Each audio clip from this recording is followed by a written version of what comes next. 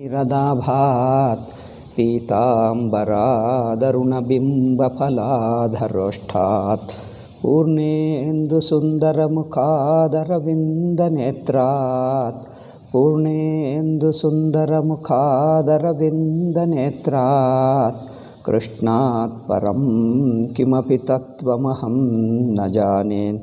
कृष्णात् परं किमपि तत्त्वमहं न जाने। ओम नारायण नारायण नारायण। परोक्षवादो वेदोऽयं बालानामनुशासनं कर्म मोक्षाय कर्माणि विधत्ते ह्यगदं यथा। वेद में कर्म का इतना वर्णन क्यों है? ವೇದದಲ್ಲಿ ಕರ್ಮಗಳೇ ಹೆಚ್ಚಿನ ಭಾಗ ಇದೆ. ಉಪನಿಷತ್ತುಗಳು ವೇದದ ಕೊನೆಗೆ ಒಂದು ಚೂರಿರುತ್ತದೆ. ಆ ಕರ್ಮಗಳೇ ಹೆಚ್ಚಾಗಿ ಇಷ್ಟಿಷ್ಟು ಭಾಗಗಳು, ಪುಸ್ತಕಗಳು ಕರ್ಮ ಭಾಗವೇ ಹೆಚ್ಚಿದೆ. ಅದು ಪ್ರಶ್ನೆ, ಇಷ್ಟು ಬಗೆಯಾದ ಕರ್ಮಗಳು ಏಕೆ ಹೇಳಿದ್ದಾರೆ? ಕರ್ಮ ಕಾ ವರ್ಣನ್ ಕರ್ಮ ಸೆ छुड़ाने के लिए है. ಅದೇ ನಾವು ಹೇಳಿದ್ದೀವಲ್ಲ, ಕರ್ಮ ಮಾಡಿ ಮಾಡಿ ಮಾಡಿ ಮಾಡಿ ಕೊನೆಗೆ ಕರ್ಮವನ್ನು ದಾಟುವುದಕ್ಕೆ, ಕರ್ಮದ ಒತ್ತಡೆ ದಾಟಿಸುವುದಕ್ಕೆ. ಅಬ್ ದೇಖೋ ಆಪ್ ಅಗರ್ ಹಾತ್ ಇಲ್ಲ, ಇದೆಲ್ಲ ಹೇಳಿದ್ದೀವಲ್ಲ. ಕೈ ಅಲಗಾಡಿಸ್ತಾ ಇದ್ದರೆ ಆಗುತ್ತದೆ. ಈಗ ಮುಂದೆ ನೋಡೋಣ. ಕರ್ಮ छुड़ाने के लिए है तो उनका फल क्यों बताया गया है? ಕರ್ಮ ಮಾಡಿಸುವ ಉದ್ದೇಶ ಕರ್ಮವನ್ನು ಬಿಡಿಸುವುದು, ಕರ್ಮವನ್ನು ದಾಟಿಸುವುದಾದರೆ, ಹಾಗಾದರೆ ಈ ಕರ್ಮ ಮಾಡುವಂದು ಇಷ್ಟೇ ಹೇಳಬಹುದಿತ್ತು. ಆದರೆ ವೇದದಲ್ಲಿ, ಶಾಸ್ತ್ರದಲ್ಲಿ ಕರ್ಮ ಮಾಡಿದ್ದರೆ ಈ ಫಲ ಸಿಗ್ತದೆ, ಇದು ಮಾಡಿದ್ದರೆ ಇದು ಒಳ್ಳೆಯದಾಗುತ್ತದೆ, ಇದು ಮಾಡಿದ್ದರೆ ಹೀಗೆ ಒಳ್ಳೆಯದಾಗ್ತದೆ ಎಂದು ಆ ಫಲವನ್ನು ಏಕೆ ಹೇಳಿದೆ ಅಂದರೆ, कर्म छुड़ाने के लिए है तो उनका फल क्यों बताया गया है कि यह करने से ये मिलेगा, ये करने से ये मिलेगा, इसलिए बताया अगदम यथा. ಏಕೆಂದರೆ ಅಗದಂ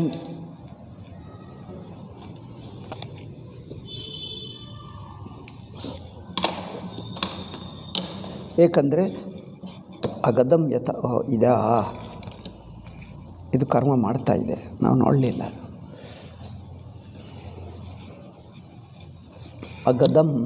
अगदम ಅಂದರೆ ಔಷಧಿ. वैसे लोगों की कर्म में रुचि नहीं होती. ಕರ್ಮ ಮಾಡುವುದರಲ್ಲಿ ಜನರಿಗೆ ರುಚಿ ಇರಲ್ಲ. ಅದು ಏನೋ ಆಕರ್ಷಣೆ ಹೇಳಿ ಮಾಡಿಸಬೇಕಾಗ್ತದೆ. ಯಾವುದೇ ಜವಾಬ್ದಾರಿ ಕೆಲಸ ಜನರು ಉತ್ಸಾಹದಿಂದ ಮಾಡಲ್ಲ. ಅದರಲ್ಲಿ ಕೀರ್ತಿ ಬರುತ್ತದೆ ಅಂದರೆ ಮಾಡ್ತಾರೆ, ಆರೋಗ್ಯ ಬರುತ್ತದೆ ಎಂದೇ ಮಾಡ್ತಾರೆ, ಹಣ ಬರುತ್ತದೆ ಎಂದು ಮಾಡ್ತಾರೆ. ಇದು ನೋಡಿಕೊಂಡೇ ಮಾಡ್ತಾರೆ ಹೊರತು ಸುಮ್ಮನೆ ಮಾಡು ಅಂದರೆ ಇದಕ್ಕಿಂತ ಹೆಚ್ಚಿನ ತೊಂದರೆ ಇರುವಂಥ ಕ್ರಿಕೆಟ್ ಆಡ್ತಾರೆ, ಕೈ ಕಾಲು ಮುರಿದು ಹೋಗಲೇ ಆಡ್ತಾರೆ. ಆದರೆ ಜವಾಬ್ದಾರಿ ಕೆಲಸ ಮಾತ್ರ ಮಾಡಲ್ಲ, ಸುಮ್ಮನೆ ಮಾಡ್ತಾರೆ. ಹಣ ಬರುತ್ತದೆ ಅಂದರೆ ಮಾಡ್ತಾರೆ, ಕೀರ್ತಿ ಬರುತ್ತದೆ ಅಂದರೆ ಮಾಡ್ತಾರೆ. ಇನ್ನೂ ಯಾವುದೇ ಒಂದು ಲಾಭ ನೋಡಿಕೊಂಡು ಮಾಡ್ತಾರೆ ಹೊರತು ಯಾವ ಲಾಭ ನೋಡದೆ ಸುಮ್ಮನೆ ಕಷ್ಟಪಡು, ಜವಾಬ್ದಾರಿ ಶಿಸ್ತುನಿಂದ ಜವಾಬ್ದಾರಿ ತಗೊಂಡು ಮಾಡು, ಶಿಸ್ತುನಿಂದ ಮಾಡು, ಕಷ್ಟಪಟ್ಟು ಮಾಡು, ಪ್ರತಿ ದಿವಸ ಮಾಡು, ದಿವಸವೆಲ್ಲ ಮಾಡು. ಏಕೆ ಮಾಡ್ತಾರೆ ಇಷ್ಟೆಲ್ಲ? ತಪ್ಪುತ್ತದಾ ಅಂದ್ಕೊಳ್ತಾ ಮಾಡ್ತಾರೆ. ಮಾಡದಿದ್ದರೆ ಹೇಗೆ? ಅಯ್ಯೋ ಮಾಡದಿದ್ದರೆ. ಈಗ ಮಾಡಿದ ನಂತರ ನೋಡಬೇಕು, ಕರ್ಮ ಮಾಡಿದ ನಂತರ ಮನೆಗೆ ಬಂದು ಹಬ್ಬ ಎಷ್ಟು ಸುಸ್ತಿ ಆಯಿತು, ಹಬ್ಬ ಆಯಿತು. ಏಕೆ ಮಾಡ್ತಾರೆ ಅಂದರೆ ಏನೋ ಲಾಭ ನೋಡ್ತಾರೆ, ಮುಖ್ಯವಾಗಿ ಹಣ, ಅದು ನೋಡಿಕೊಂಡೇ ಮಾಡ್ತಾರೆ. ಇಲ್ಲದಲ್ಲೇ ಹೇಗೆ ಬರ್ತದೆ ಅದು? ಆದ್ದರಿಂದ ಕರ್ಮ ಮಾಡಿ ಮಾಡಿ ಕೊನೆಗೂ ಕರ್ಮ ಬಿಡಿಸುವುದೇ ಗುರಿಯಾದರೆ ಅಷ್ಟೇ ಮಾತ್ರ ಹೇಳಿದರೆ ಯಾರು ಮಾಡಲ್ಲ. ಅದರಿಂದ ಹೇಗಾದರೂ ಮಾಡಿಸಬೇಕು. ಅಂದರೆ ಒಂದು ಕಾರಣ ತೋರಿಸಿ ಮಾಡಿಸಬೇಕು. ನಿಜವಾದ ಪ್ರಯೋಜನ ಇನ್ನೊಂದಿರಬೇಕು. ಅದು ಯಾರು ನೇರಾಗಿ ಕೇಳಲ್ಲವೋ, ನೇರಾಗಿ ಮಾತು ಕೇಳಲ್ಲವೋ, ಇನ್ನೊಂದು ಹೇಳಿ ಮಾಡಿಸಿ ಪ್ರಯೋಜನ ಇನ್ನೊಂದು, ಹೇಳುವುದು ಇನ್ನೊಂದು ಹೇಳಬೇಕು, ಅವರಿಗೆ ಆಕರ್ಷಣೀಯವಾಗಿದ್ದು ಹೇಳಬೇಕು.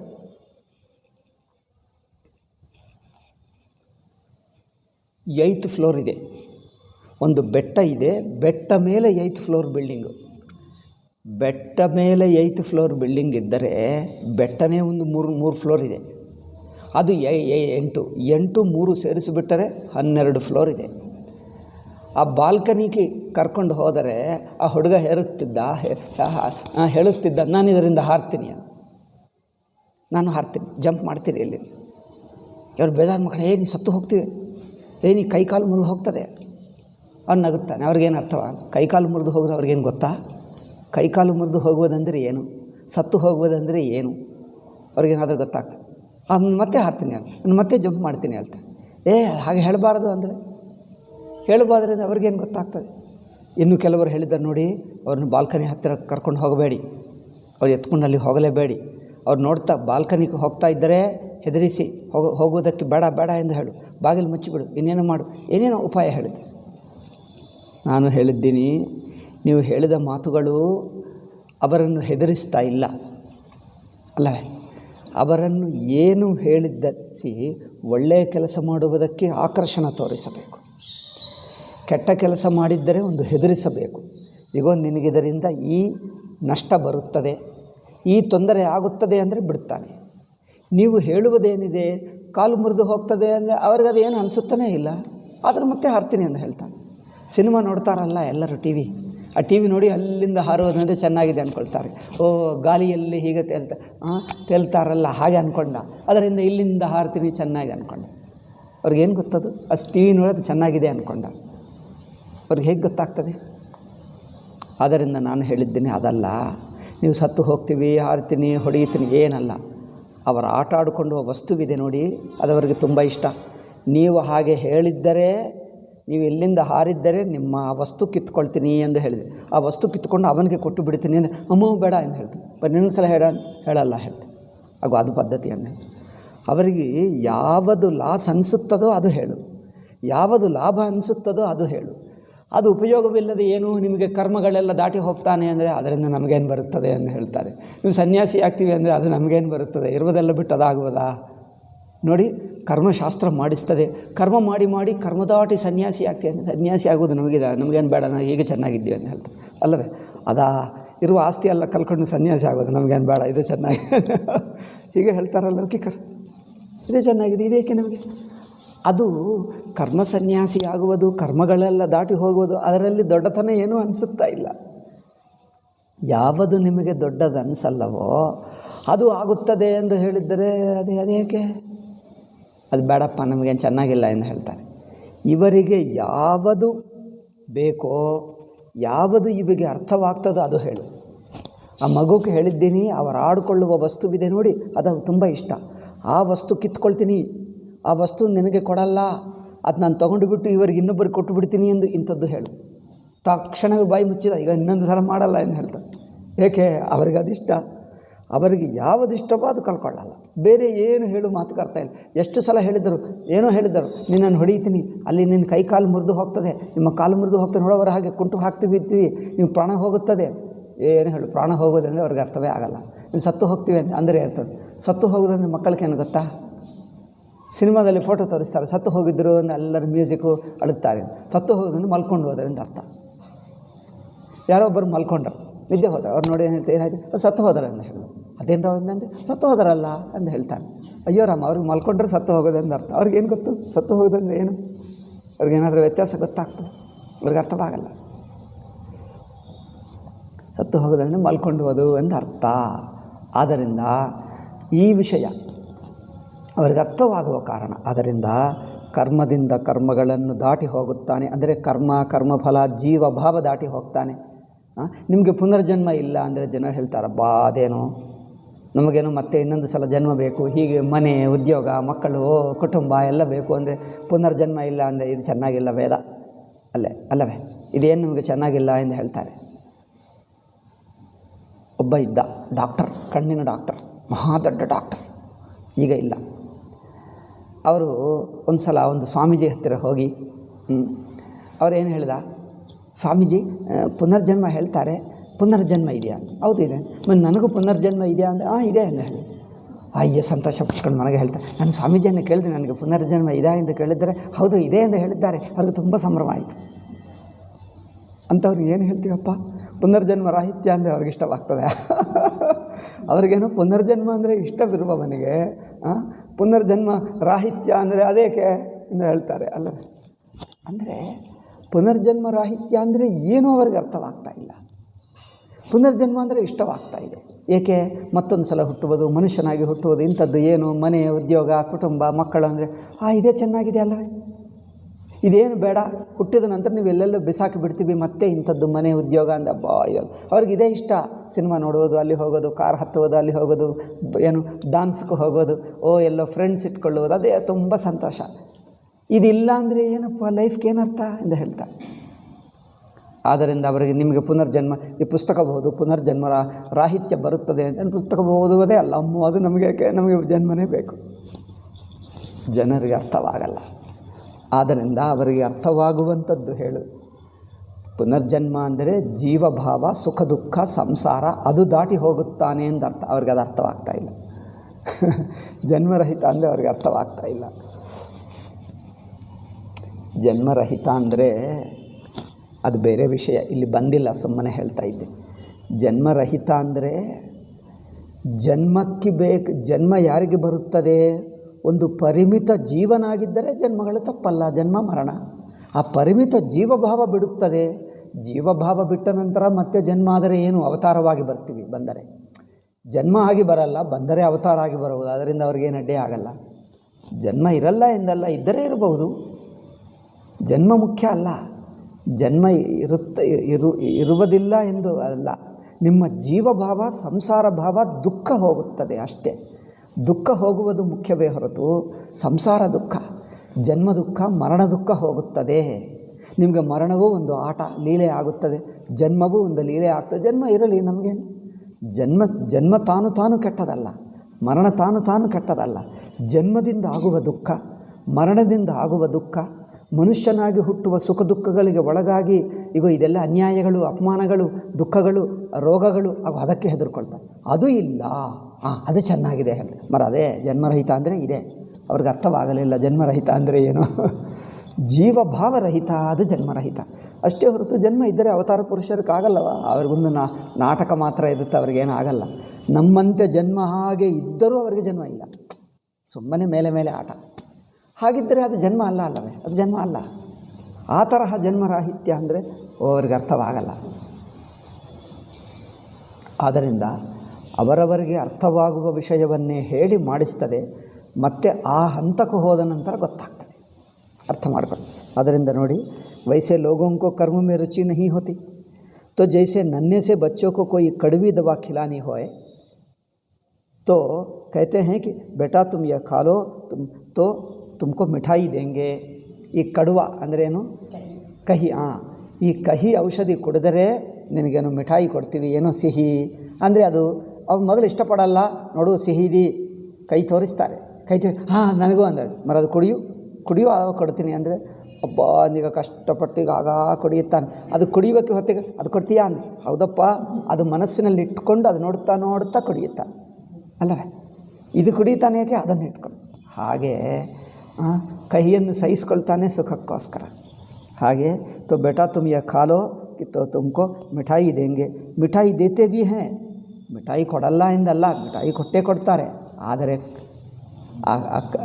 ಅದೇನು ಕಹಿಯಾದ ಔಷಧಿ ಕುಡಿಯುವುದರಿಂದ ರೋಗ ಹೋಗುತ್ತದೆ, ಅದು ಮುಖ್ಯ. ರೋಗ ಹೋಗುವುದಕ್ಕೆ ಅವರಿಂದ ಕಹಿ ಕುಡಿಸಬೇಕು. ಕಹಿ ಕುಡಿಸಿದರೆ ಮಿಠಾಯಿ ಕೊಡ್ತೀವಿ ಎನ್ನುವುದು ಸುಮ್ಮನೆ ತೋರಿಸಿ ಮತ್ತೆ ನಂತರ ಮರೆತು ಹೋಗ್ತಾನೆ ಅಂದಲ್ಲ, ನಿಜವಾಗಿ ಕೊಡ್ತೀವಿ. ಆದರೆ ಮಿಠಾಯಿಗೋಸ್ಕರನೇ ಅಲ್ಲ ಔಷಧಿ, ಈಗ ಕುಡಿಸುವುದಕ್ಕೆ. ಔಷಧದ ನಿಜವಾದ ಪ್ರಯೋಜನ ಆಗ. ಆದ್ದರಿಂದ ತಾತ್ಕಾಲಿಕ ಪ್ರಯೋಜನವೂ ಕೊಡ್ತೀವಿ, ತಾತ್ಕಾಲಿಕ ಮೇಲೆ ಸಿಹಿ ಅಂಥದ್ದು. ಆದರೆ ನಿಜವಾದ ಪ್ರಯೋಜನ ರೋಗನಾಶ ಅಲ್ಲವೇ? ಹಾಗೆ ಆದ್ದರಿಂದ वैसे लोगों को हमको याद है कि मिठाई तो देते हैं, ಆದರೆ ಸಿಹಿ ಕೊಡ್ತಾರೆ. ಆದರೆ ಸಿಹಿ ಪ್ರಯೋಜನವಲ್ಲ, ಸಿಹಿ ತಿನ್ನುವುದು ಅದರ ನಿಜವಾದ ಪ್ರಯೋಜನವಲ್ಲ. ತಾತ್ಕಾಲಿಕ ಪ್ರಯೋಜನ, ಆಕರ್ಷಣ ರೂಪ ಪ್ರಯೋಜನ. ನಿಜವಾದ ಪ್ರಯೋಜನ ರೋಗ ಕಾಯಿಲೆ ಹೋಗಿ ವಾಸಿ ಆಗುವುದು. हमको याद है कि हमको कभी जुकाम होता था तो सरसों के दाने भर अफीम देते थे. ಏನೋ ಅವರು ಸ್ವಾಮೀಜಿ ಹೇಳುತ್ತಿದ್ದಾರೆ ತಮಗೆ. ಏನು ಹೇಳ್ತಾರಪ್ಪ, ನೆಗಡಿ ಆದರೆ ಅವ್ರಿಗೇನು ಅಫೀಮ್ ಕೊಡುತ್ತಿದ್ದರಂತೆ. ಇಷ್ಟು ಸಣ್ಣ ಅಫೀಮ್, ಅದು ತೊಗೊಂಡ್ರೆ ಅದು ಹೋಗುತ್ತೆ. ಅದೇ ಅದು ಬಿಸಿ ಮಾಡ್ತಾರೆ. ಅಫೀಮ್ ಅಂದರೆ ಗೊತ್ತಾ? ಅಫೀಮ್ಗೆ ಏನು ಹೇಳ್ತಾರಪ್ಪ ನೀವು? ಕಪ್ಪಾಗಿರುತ್ತದೆ ಎಷ್ಟು, ಅದು ಇವರು ತಿಂತಾರೆ, ಔಷಧ ರೂಪ, OPM ಎಂದು ಹೇಳ್ತಾರೆ ಇಂಗ್ಲೀಷ್ನಲ್ಲಿ. OPMಗೆ ನೀವೇನು ಹೇಳ್ತಾರ? ಅದು ಕೆಟ್ಟದು ಎಂದು ಹೇಳ್ತಾರೆ, ತಿನ್ನಬಾರದು ಅಂತ. ಓಕೆ, ಯಾವುದೇ ಆಗಲಿ, ಪರಂತು ಉಸ್ಕೋ ಪೇಡೆ ಮೇ ಮಿಲಾಕರ್ ದೇತೆ ಥೆ. ಅದನ್ನು ಎಲ್ಲಿ ಯಾವುದೇ ಒಂದು ಸಿಹಿ ಪೇಡ ಅಂದರೆ ಸಿಹಿಕೆ ಅವರು ಅಲ್ಲಿ ಪೇಡ ಹೇಳ್ತಾರೆ. ಪೇಡೆ ಮೇ ಮಿಲಾಕರ್ ದೇತೆ ಥೆ ತೋ ಬಾದ್ ಮೇ ಪೇಡೆ ಕೋ ಲಾಲಚ್ ದೇಕರ್ ಖಿಲಾ ದೇತೆ ಥೆ. ಅದರಿಂದ ಆ ಪೇಡ ಎಂದು ತೋರಿಸಿ ಆ ನೆಪದಿಂದ ಇದು ತಿನ್ನಿಸುವುದು. तो पेड़ा खिलाने वाले का तात्पर्य नहीं है ಸಿಹಿ ತಿನ್ನಿಸುವುದೇ ಮುಖ್ಯ ಅಲ್ಲ, ದವಾ ಖಿಲಾನೆ ಮೇ ತಾತ್ಪರ್ಯ ಹೈ, ಔಷಧಿ ತಿನ್ನಿಸುವುದರಲ್ಲಿ. ಇಸಿ ಪ್ರಕಾರ ಯಹ ಪರೋಕ್ಷವಾದೋ ವೇದೋ ಎಂ ಬಾಲಾನಾಂ ಅನುಶಾಸನಂ. ಮಕ್ಕಳಿಗೆ ಹೇಳ್ತೀವಲ್ಲ, ಮಕ್ಕಳಿಗೆ ಹೇಳುವ ಹಾಗೆ ವೇದದ ಪರೋಕ್ಷವಾದ ವಾದ, ವೇದವು ಪರೋಕ್ಷವಾಗಿ ಹೇಳುವ ಮಾತಿದೆ ಅಲ್ಲ, ಅದು ಹೇಗಿದೆ? ಮಕ್ಕಳಿಗೆ ಉಪದೇಶ ಮಾಡುವ ಹಾಗಿದೆ, ಮಕ್ಕಳಿಗೆ ಆಕರ್ಷಣ ತೋರಿಸಿ ಹೇಳುವ ಹಾಗಿದೆ. ವೇದ ಯಹ ನಹಿ ಚಾಹತಾ ಕಿ ತುಮ್ ಸ್ವರ್ಗ ಮೇ ಜಾओ. ಈ ಪುಣ್ಯ ಬಂದರೆ ನಿಮಗೆ ಸ್ವರ್ಗ ಸಿಗ್ತದೆ. ಸ್ವರ್ಗದಲ್ಲಿ ಏನಿರುತ್ತದೆ? ಜನ್ಮ ಮರಣವಿಲ್ಲ, ರೋಗವೇ ಇಲ್ಲ, ಸುಖ ಇರುತ್ತದೆ, ಎಂದಿಗೂ ಸುಖ ಇರುತ್ತದೆ, ಸುಖವಾಗಿ ಅನುಭವಿಸ. ಅಮ್ಮ ಅದು ಚೆನ್ನಾಗಿದೆ ಎಂದು ಹೇಳ್ತಾನೆ. ಈ ಪುಣ್ಯ ಮಾಡು, ಈ ಕರ್ಮ ಮಾಡು ಅಂತ ಮಾಡ್ತಾನೆ. ಏಕೆ? ಆ ಸ್ವರ್ಗ ಸುಖಕ್ಕೋಸ್ಕರ ಇದು ಮಾಡ್ತಾನೆ. ಮುಖ್ಯ ಸ್ವರ್ಗ ಅಲ್ಲ, ಸ್ವರ್ಗ ಬೇಕಂದರೆ ಬರುತ್ತದೆ. ಸ್ವರ್ಗ ನೆಪದಿಂದ ಇವರಿಗೆ ಒಂದು ತಪಸ್ಸು ಮಾಡಿಸುವುದು, ಕಷ್ಟಗಳನ್ನು ಸಹಿಸುವುದು, ಪರೋಪಕಾರ ಮಾಡಿಸುವುದು. ಮಾಡಿ ತಪಸ್ಸಾಗುತ್ತದೆ, ಅಭಿಮಾನ ಹೋಗುತ್ತದೆ, ಅಹಂಕಾರ ಹೋಗುತ್ತದೆ. ಇದೆಲ್ಲ ಹೋದ ನಂತರ ಈಗ ನನಗೆ ಸ್ವರ್ಗ ಏಕೆ, ನನಗೆ ಬೇಡ, ಅವನೇ ಬೇಡ್ತಾನೆ, ಅವನೇ ಹೇಳಿಬಿಡ್ತಾನೆ ಸ್ವರ್ಗಕ್ಕಿಂತ ಹೆಚ್ಚಿಂದೆ ಇದೆ, ನನಗೆ ಬೇಡ ಹೇಳ್ತಾನೆ. ಅಲ್ಲವೇ? ಒಳ್ಳೆಯ ಕೆಲಸ ಮಾಡುವುದಕ್ಕೆ ಮೊದಲು ಆಕರ್ಷಣ ತೋರಿಸ್ತಾರೆ. ಶಾಲೆಗೂ ಹೋಮ್ವರ್ಕ್ ಮಾಡಿದರೆ ನಿಮ್ಗೆ ಅಲ್ಲಿ ಕರ್ಕೊಂಡು ಹೋಗ್ತೀವಿ, ಅದು ತೋರಿಸ್ತೀವಿ. ನಂತರ ಕೆಲವು ದಿವಸ ಹೋಮ್ವರ್ಕ್ ಮಾಡಿ ಅವರಿಗೆ ಅದರಲ್ಲೇ ರುಚಿ ಬಂದರೆ, ಈಗ ಯಾವುದು ಬೇಡ, ಅವ್ರ ಅಮ್ಮ ಅಲ್ಲಿ ಕರ್ಕೊಂಡು ಹೋಗ್ತೀವಿ ಅಂದರೆ, ಅಮ್ಮ ಬೇಡ ನನಗೆ ಹೋಮ್ವರ್ಕ್ ಇದೆ, ನಂತರ ಹೋಗೋಣ ಎಂದು. ಅವನಿಗೆ ಮೊದಲೇನೋ ಪಾರ್ಕ್ ತೋರಿಸ್ತೀವಿ, ಅಲ್ಲಿ ತೋರಿಸ್ತೀವಿ ಅಂತ ಹೇಳಿದ, ಈಗ ಬೇಡ ಹೇಳ್ತಾನೆ ತನಗೆ ಹೋಮ್ವರ್ಕ್. ಅಂದರೆ ಅದರಲ್ಲಿ ರುಚಿ ಹುಟ್ಟಿದ್ದರೆ ತಾನೇ ಮಾಡ್ಕೊಳ್ತಾನೆ, ಈಗ ಅದು ಬೇಡ ಹೇಳ್ತಾನೆ. ಹಾಗೆ ಮಾಡುವುದಕ್ಕೆ ಶಾಸ್ತ್ರದ ಉದ್ದೇಶ ನೋಡಿ, ಮೊದಲು ಸ್ವರ್ಗದ ಆಕರ್ಷಣ, ನಂತರ ಆ ಕರ್ಮದಲ್ಲಿ, ತಪಸ್ಸುಗಳಲ್ಲಿ, ಪುಣ್ಯಕರ್ಮದಲ್ಲಿ, ಪರೋಪಕಾರದಲ್ಲಿ, ಆಧ್ಯಾತ್ಮಿಕ ಸಾಧನದಲ್ಲಿ, ಭಕ್ತಿಯಲ್ಲಿ ರುಚಿ ಹುಟ್ಟಿದ್ದರೆ ಸ್ವರ್ಗ ಬೇಡ, ಏನು ಬೇಡ, ನನಗೆ ಪರಮಾತ್ಮ ಭಕ್ತಿ ಚೆನ್ನಾಗಿದೆ ಎಂದು ತಿಳ್ಕೊಂಡು ಬಿಡ್ತಾನೆ. ಅದು ಆಗಬೇಕು. ವೇದ ಯೇ ನಹಿ ಚಾಹತಾ कि तुम स्वर्ग में जाओ, कि तुम ब्रह्मलोक में जाओ, कि तुम भोग प्राप्त करो, कि अप्सरा प्राप्त करो, कि ಕಲ್ಪವೃಕ್ಷ ತುಮಕೋ ಮಿಲೆ, ಕಲ್ಪವೃಕ್ಷ ಸಿಗ್ತದೆ, ಹಣ ಸಿಗ್ತದೆ, ಅದಕ್ಕೋಸ್ಕರ ಅಲ್ಲ. ಅದು ಆಕರ್ಷಣ, ತೋರಿಸುವ ಆಕರ್ಷಣ. ಕೆಲವೊಮ್ಮೆ ಕೊಡ್ತದೆ, ಕೊಡಲ್ಲ ಎಂದು ಅದು ಕೊಡ್ತದೆ, ಸ್ವರ್ಗಕ್ಕೆ ಹೋಗ್ತದೆ, ಅಲ್ಲಿ ಸಿಗ್ತದೆ, ಆದರೆ ಅದು ಮುಖ್ಯ ಅಲ್ಲ. ವೇದ का तो ये तात्पर्य है कि तुमको जरा आग के सामने बैठने की आदत पड़े. ಅಂದರೇನು? ಆ ಬೆಂಕಿ, ಯಜ್ಞ ಮಾಡುವಾಗ ಆ ಬೆಂಕಿ ಸಹಿಸಿಕೊಳ್ಳುವ ಅಭ್ಯಾಸವಾಗಲಿ. ಯಜ್ಞ ಮಾಡುವ ನೋಡಿದ್ದೀರಾ?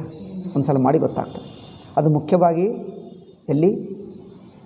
ಮೊದಲು ಯಜ್ಞ ಮಾಡುವುದಂದರೆ ಕಣ್ಣುಗಳು ಗಟ್ಟಿಯಾಗಿರಬೇಕು, ಅಲ್ಲವೇ?